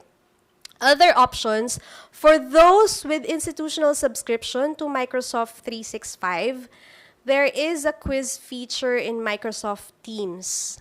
And then for those who are more comfortable in using Edmodo, you can use the quiz feature in Edmodo. Those are just a few. A while ago, Ma'am Ria shared other LMS with quiz features. Now, for synchronous discussion through web conferencing,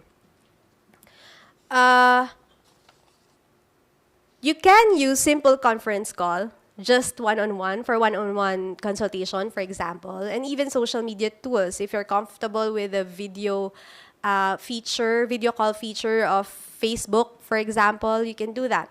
Other online tools, mentioned earlier, Hangouts or Hangouts Meet, and then Zoom. But if your institution already uses Moodle, there is a big blue button option there. You just need to install that plugin. It's also for video conferencing.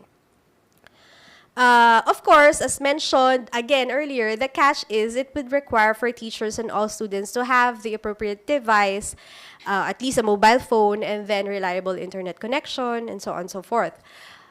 For presentation or demos as assessment, again, you can use conference call, social media tools, the video conference tools mentioned above, or you can explore narrated PowerPoints and screencasting applications. This is where the students will just prepare their PowerPoint presentations, and then at the little corner, they can appear and expound on their discussions by recording themselves.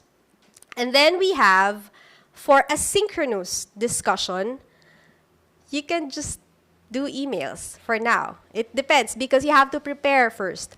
Or, if you have already prepared, you can maximize the use of discussion forums of Moodle, the social media group pages if you already have one. And then we have Padlet. Later, I'll show a screenshot of Padlet, how a Padlet looks like.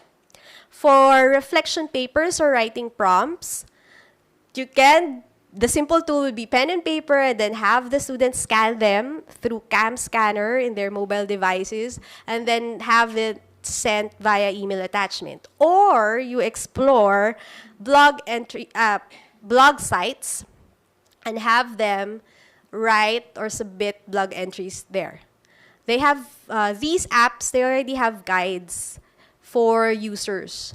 Or you can do collaborative tools like Google Docs, Slides, and Sheets, where you can see revision history, for instance.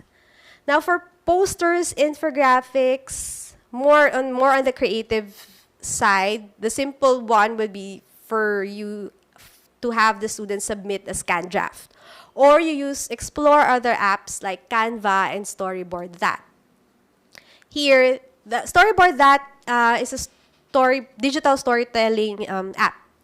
Essentially, they may be guided in their creation of more creative outputs, as mentioned, such as posters, infographics, and comics, and the likes. But before they can do that, of course, you have to give them guides. And aside from expecting outputs right away, you can chunk or group the reminders and instructions as part of an assessment design strategy to reduce the temptation of cheating. Now, here are examples of the apps and tools that I mentioned. For Padlet, here you will see that there are notes and posts by students. So it's a collaborative app that you can use as a formative assessment, not graded. Just encourage them to post there and share their insights or their contributions to a specific formative assessment that is graded, for example. And then here's a screenshot of Canva that's for creation of posters and infographics. Storyboard That, here, they have options to choose characters, and then they will, but this is more applicable, I guess, for the language arts, because that's my field. They can summarize stories and so on and so forth by creating comics style outputs. Now, for assessment design strategies, I'd like to think that the number of students or learners who genuinely would like to learn through all the activities and all the assessments that you've designed greatly outnumber those who would just look for shortcuts by cheating. Likewise, if, as mentioned, I think by Dean Prime, if the student intends to cheat, well, he or she will find a way to cheat, whether it be offline or online. And whose loss will it be if she does that? Especially if you design your assessment tools well. Nevertheless, here are a few strategies which may help. You make sure that the students understand the instructions for each assessment task. Take note, each assessment task, through a detailed guide. That's why in UPOU, we're really, as mentioned a while ago, we've prepared packages, guides well beforehand, before deadlines. Because we think about how the students will learn for the whole semester, ideally for the whole semester. So next tip, you modify the assessment task, to focus on specific, local, or recent or personal factors. This way, they cannot easily Google the answer. Or at the very least, you would require them to conduct research, analyze, and synthesize based on their own experience. Next, you include a statement of originality to be signed by the student as part of the submission. A variation of this guide is to include information about academic integrity and consequences of violations. When you use Moodle and the students are required to submit their assignments, there is that feature that they have to click, signifying that it's their original work and so on so forth. In a way, this is appeal to their conscience and their good nature. Next, you explore peer assessments and group work by requiring individual students to complete a logbook or record of meetings and contributions. Highlights na lang. Because, well, in the residential, you don't require the students to report how they conduct their group work anyway. Here, if you are to migrate online, you still explore peer and group assessments. But you have to, just to ensure, you have to ask them to report highlights of those meetings, whether done safe through Facebook, their Facebook chats, and so on and so forth. And then next general tip would be provide clear assessment rubrics. The items or the criteria, I'll show just a few examples later. The criteria there would further guide them as to the expectations of the assessment tool. Next would be, for use of technologies, you conduct mock sessions or provide reminders. Mock sessions for those who are not that at ease yet with the use of the technology. Because that's one concern. Iba pa yung if they're able to perform whatever it is that are expected of them. Another assessment design strategies, and this is for online quizzes or tests, you go back to the basics. Follow effective test construction principles. Do note that the choice of quiz format is dependent on the learning objectives of the unit or course. Specifically, what are the strategies here? Do not lift directly from a source which can easily be searched online or even offline, actually. All items of the test or the quiz should be independent of each other to ensure that there are no hints to answers in other items. You make sure that there are no unintended clues. No unintended clues. For example, there is an article A, and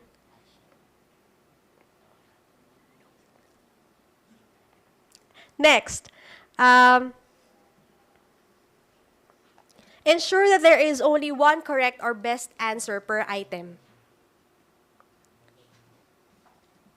You formulate items that require critical thinking rather than recall, mere recall. So typically, for online quizzes or tests, only the lower order thinking skills are targeted. But if you design the quizzes well, you may target the higher order thinking skills. But it will require you to go back to the test items, actually. Another, in relation to that, you use short answer or essay type questions related to a reading or a case study. Use a bank of questions and give each student a different exam. This is another strategy. For example, you have 3 versions of just one question, one item. Now, in terms of quiz behavior, you set a reasonable and fixed amount of time to respond to each item. This prevents students from having time to source answers from others. I'm sorry, you will see my face a lot because there is a technical problem, but indulge me a bit. The next tip for quiz behavior is you allow one item to be viewed at a time and shuffled yung options under that. The quiz feature of Moodle allows you to do this. You also prevent backtracking. If tapos na sa isang item, hindi na pwedeng balikan yung previews. But that depends actually on your assessment tool. You limit the assessment time, meaning the amount of time the assessment or test is available to students. For a few of our FICs, if, for example, the final exam schedule is on a Saturday, a few would make for example, it's an online quiz. It appears as an online quiz. A few would make it available for just 24 hours, considering that the different schedules of our students. But no more than that. They cannot try to open or attempt or access the quiz after that. And then another tip would be you add a practice quiz with unlimited attempts. Practice quiz, of course, not using the items that you will use for your assessment. Practice quiz with unlimited attempts so that students can experience an online exam. Navigating lang the features. Okay, next.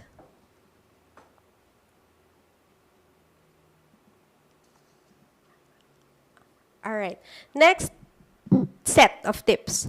You explore this one. It will require you, of course, to shell out a bit of money, you explore online proctoring software and or online proctoring mechanisms, which would, in a way, require that your institution would have an assessment unit or group or a pool of, who will serve as pool of online proctors. Kasi they will check, they will have a set of guidelines to check the exam mechanics, yung from administering the exam. Double check kung merong ibang tao dun sa venue, if it's through a webcam, yung mga ganyan na guidelines. Another would be, you explore alternative forms of assessment. Hindi lang naman po online quizzes or tests yung pwedeng formative and summative assessments. You may, as mentioned, you use blogs, screencasts, video demonstrations na recorded, and infographics, e-portfolios. Before they can do that, of course, there are mini activities or formative assessments that you would ask of them. For example, bago sila makapag-prepare ng screencast, they have to prepare their PowerPoint presentations first, if it's a PowerPoint presentation. And before they can prepare their PowerPoint presentation, of course, the content of those presentations, they'll have to share. Now, for papers, this set of assessment design strategies could be adopted. You maximize the use of formative assessments to help you gauge the quality of the summative assessment outputs. Design scaffolded linked assessment tasks, in which each task builds on and confirms the previous ones. You make use of discussion groups to become more familiar with students and their writing. So from their discussion forum posts, you will see their style, writing styles din kasi. You make sure that the students know the difference between quoting, paraphrasing, and summarizing. As basic as that. Kasi some naman students are not aware that they're plagiarizing. But you provide discipline-specific examples because sometimes it depends on the discipline. What are acceptable forms of quoting, paraphrasing, and summarizing? And then, another, you use Turnitin software, especially if your institution already has a subscription. Maximize po natin siya. Now, here are a few examples of assessment. This one is a set of e-portfolios. This one, the student chose to use Wix.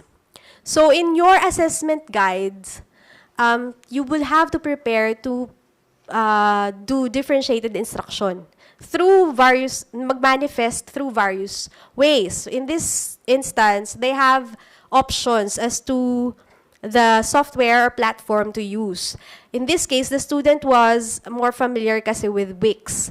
The other student naman is more familiar with Google Sites. Of course, I gave enough time for them to explore the features of the software on their own before I asked them. And before they were able to add sub-pages on their background and then the highlights of their work, chunking yan, linked assessment, there were exercises that would require them to upload a short reflection paper, for example, for this specific part, the background, and the narrative for the highlights, and so on and so forth. Now, if you'll notice here, audio yung introduction. But in the previews, it's a vlog. It depends on how comfortable the students are kasi rin. Now, for the rubrics, assessment design strategies, you provide clear rubrics, diba? This example is for Synchronous web conferencing, wherein the presentation was submitted beforehand, and then the student just explained. I think we used Hangouts here. He or she explained the highlights of her proposal. So if you see, there are performance standards and then the assessment criteria. Another example, each cell has a corresponding descriptor pa, aside from the quantitative marks. So your rubrics can be as detailed or as this one, or loose lang as this one. Now, as a parting exercise, I will leave you with this question because those things that I shared are just a few of the tips and strategies. Now, can you suggest other ways in which the following may be delivered or done online? From online quiz or the short objective tests, synchronous online discussions, asynchronous discussion through forums, reflection paper, demonstrations, or the live video demo, posters, infographics, or more creative outputs, and then the final paper or report, final exam or test, and final project. You may answer through, I guess, by posting your suggestions and recommendations based on your practices and based on your own research while preparing for online delivery. And then we'll sift through that because those inputs can be useful materials as well, resources as well for other teachers. And with that, I will end the presentation. Thank you. Thank you very much, Kichi. I think we have time for a few more questions, and we have some questions with us from our online viewers. The first set of questions are for Dr. Ria Borromeo. It's all about the Google Chrome, Google account. Would you like to synthesize the question and answer them as well? Hello? Can I be heard? Can you hear me? Okay. So I received a few questions and I'm going to answer them. First one, can I use Safari as my web browser or I can only use Hangouts Meet using Google Chrome? Yes, you can use Safari. Next, how can we get a G Suite account? You go to gsuite.google.com and then you subscribe there. The basic one is, let me see. It's about $4 per user.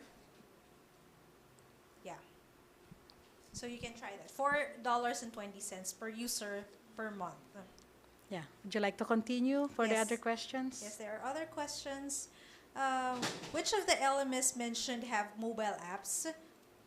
The ones that I've tried are Moodle, Canvas, and Google Classroom. Next, is the UP account enough to avail the G Suite account, or do we need to pay for it? The UP account is under the G Suite, so you don't need to pay for it. You can just use it. I am one of those who joined the Google Hangouts earlier. There were only 30 people who joined, yet the meet seemed unsuccessful. I have 50 students. Which have you tried is best for live lectures? You can use Zoom if you want, but maybe earlier it was not successful Kasi kinat mo.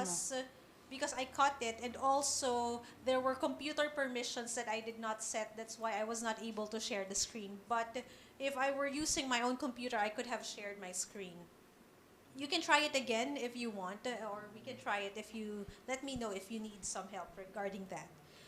Can Moodle student enrollment be integrated with SAIS so that we don't need to enroll students listed in SAIS again in Moodle? We have to contact the SAIS team for that. And if I use Google Hangouts Meet set up by the up.edu.ph email, the students should be using emails from that domain only, or can they use their gmail.com emails? They can use gmail.com emails. So that's all. Those are all the questions. Yes, okay. Thank you very much, Dr. Borromeo. So let's now go to the question for Dr. Jean Saludades.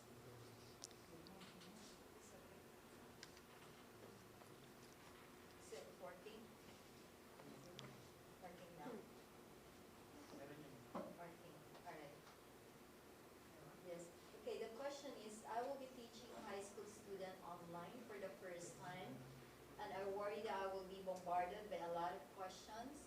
Any tips? I'm teaching general chemistry grade 9.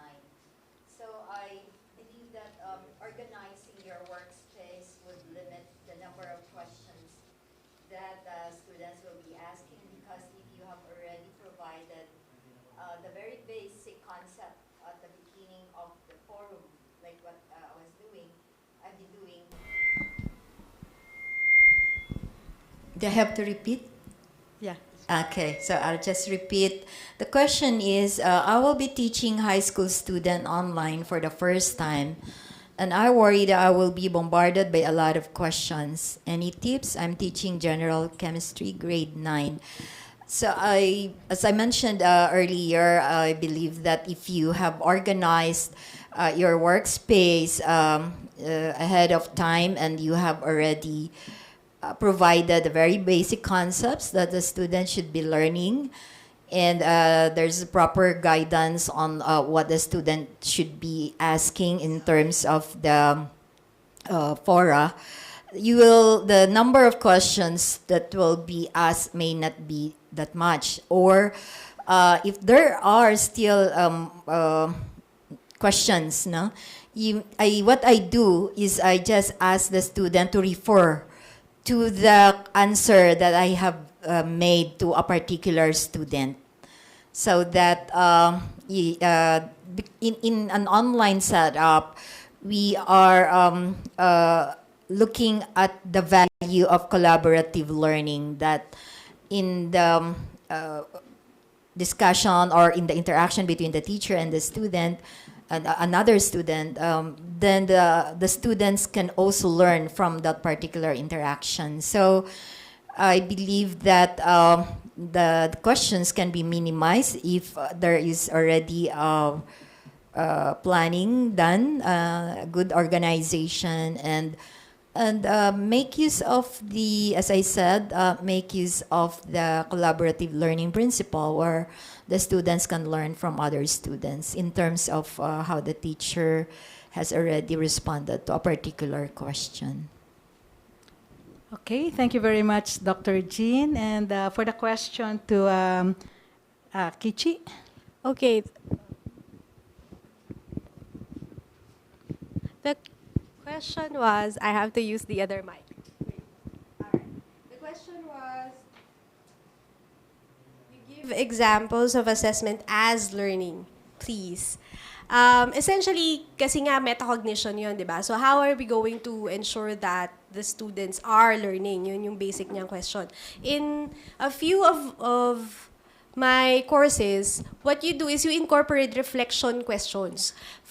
Whether hardcore sciences yan or, I guess, humanities. For example, yung sa for them to come up with e-portfolios, nag-start sa may narrative sila na inputs, paragraphs, but at the same time, meron akong inask na what are the challenges and how did you address the challenges? Yung mga ganun na reflection questions. For problem solving, for example, it should not be enough that the students arrive at the correct solution or equation or something. You ask for, through your discussion forums or even chat sessions, you ask questions that will elicit paano sila naka-arrive dun sa solution na yon. Yung mga ganun na, that's why mas formative siya. And more often than not, hindi siya graded. Kasi it will allow both you and the students to reflect on the whole learning process. So, ganun yung I'll find more specific guides, I guess, and maybe it will be incorporated dun sa future plans of these webinars para mas the teachers could dig in deeper dun sa mga clear, specific examples. Pero generally, for assessment as learning, you incorporate reflection questions. Yun yung ultimate na recommendation ko. Okay, so that's it. Thank you very much, Assistant Professor Ana Katrina Marcial. And if you have other questions, we will be giving instructions to our viewers, our participants, on what will be the next set of activities for this webinar series part 2.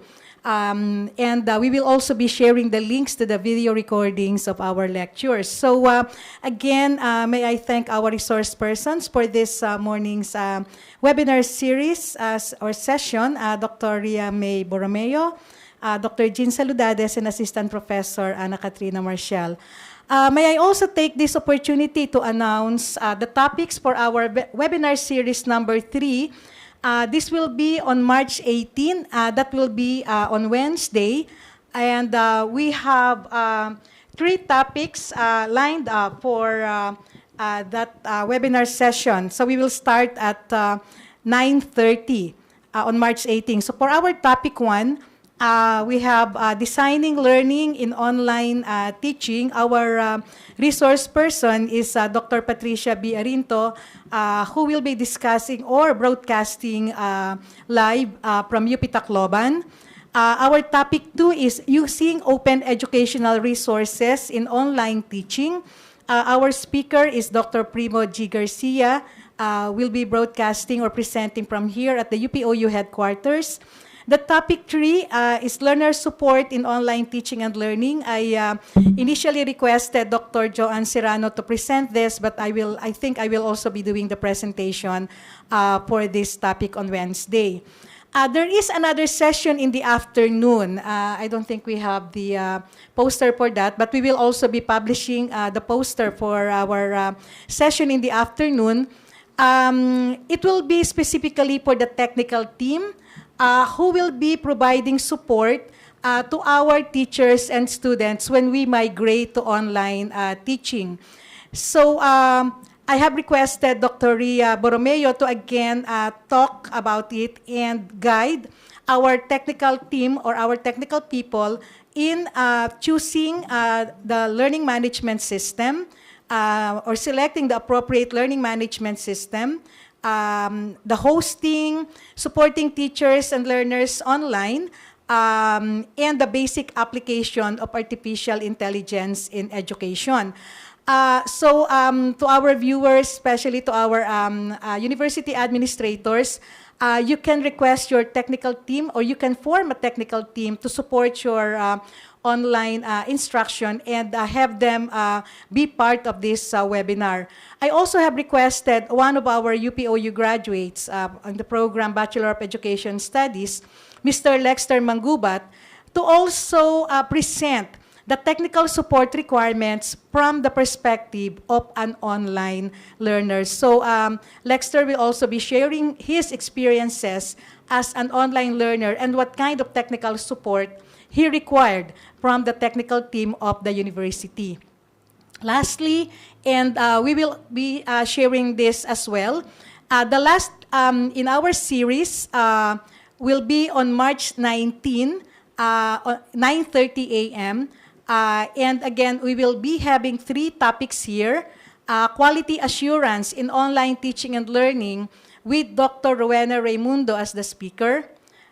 Massive open online courses for learning and teaching. I will be sharing with you some of the models that we have in terms of how we can use massive open online courses, not only those offered by UPOU, but also those offered by other MOOCs providers like edX, Coursera, in our own teaching and learning so that we can improve the quality of our instruction, even if it's in online delivery.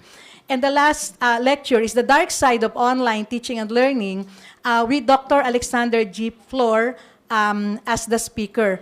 We are also trying to have a topic on for administrators, for university administrators, HR personnel, in terms of the software or the platform which we can use, especially now that many of us are also migrating to work from home mode. So we will also be announcing the schedule for that. We are making arrangements with the resource person, Assistant Professor Marie Angeli Lubrica.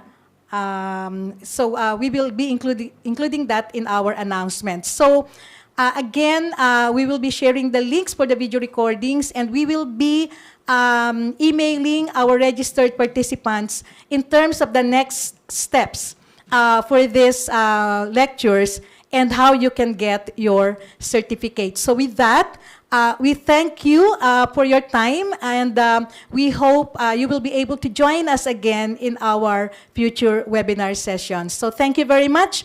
Good morning, everyone.